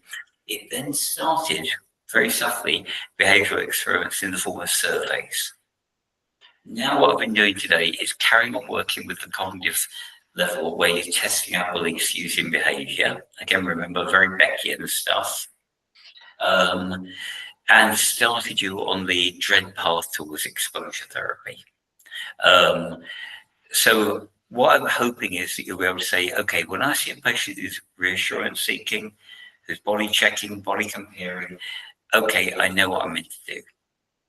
And also when I see somebody where I can see a way of doing graded exposure, then I can do that one. But remember, graded exposure is about specific about the body. What we're so often looking at with our patients is they've had 10, 20 years to really, really fear their body. they're not going to change as a result of a small amount of exposure or your graded exposure. They need something much more immediate. That's where we'll go next time. I'm talking about flooding, I'm talking about mirror exposure, and helping people to make really big, dramatic changes over the course of a couple of weeks. Okay, so with all the behavioural experiments, with the graded exposure, most of the work is going to be done at home. With the mirror exposure, you are going to do a really solid, hard hours work with that patient, and then get them to do stuff in between times. So when you get back to the next session, maybe session 8, session 9, when you get back to that one, you've already got the great majority of the work out of the way because the patient's been taking what you taught them and practicing it in between times. Okay? So next time I'm going to ask you to face your own fears as well as helping the patient face their fear. Okay. Are there any final questions about where we're up to with body image so far? Okay, just remember, almost everything I'm talking about now is stuff that I could have tagged on at the end of the anorexia training, because every single one of these is something we can use during anorexia treatment. But the stuff about exposure usually is going to be the stuff that we use only when the patient's at a healthy weight or above. Lucy, sorry, go for it. You talked earlier about a questionnaire, body comparison questionnaire. Yeah. Where would I find that? Oh, I'll have a look later on. I'll check whether it's on Blackboard. I think it is, but if it's not, I'll put it on there for you, okay? And with all the other free questionnaires. Okie doke, thank Okay. It you. is on there, Lucy. It Oh, is on. is it? Yeah. Thanks. Okay. We try to make sure that any of these questionnaires we ramble on about are up there for you to be able to grab, to save you having to hunt around for them. But if I ever talk about one that isn't there, please let me know and I'll dig it out for you. Okay. All right then, folks, I will say have an extra 8 minutes of lunch break. And I'll see you guys in the supervision later on, or you'll see other people in the supervision. But thanks for your time, and I'll see you in a week, I think. Is it a week from now that we're meeting up again? Honestly, if I could remember things like that, it'd be dangerous. I really would. So I'm just checking now. Yep, I'll see you for part 3 of body image a week today. All right, take care, everybody. Bye for now.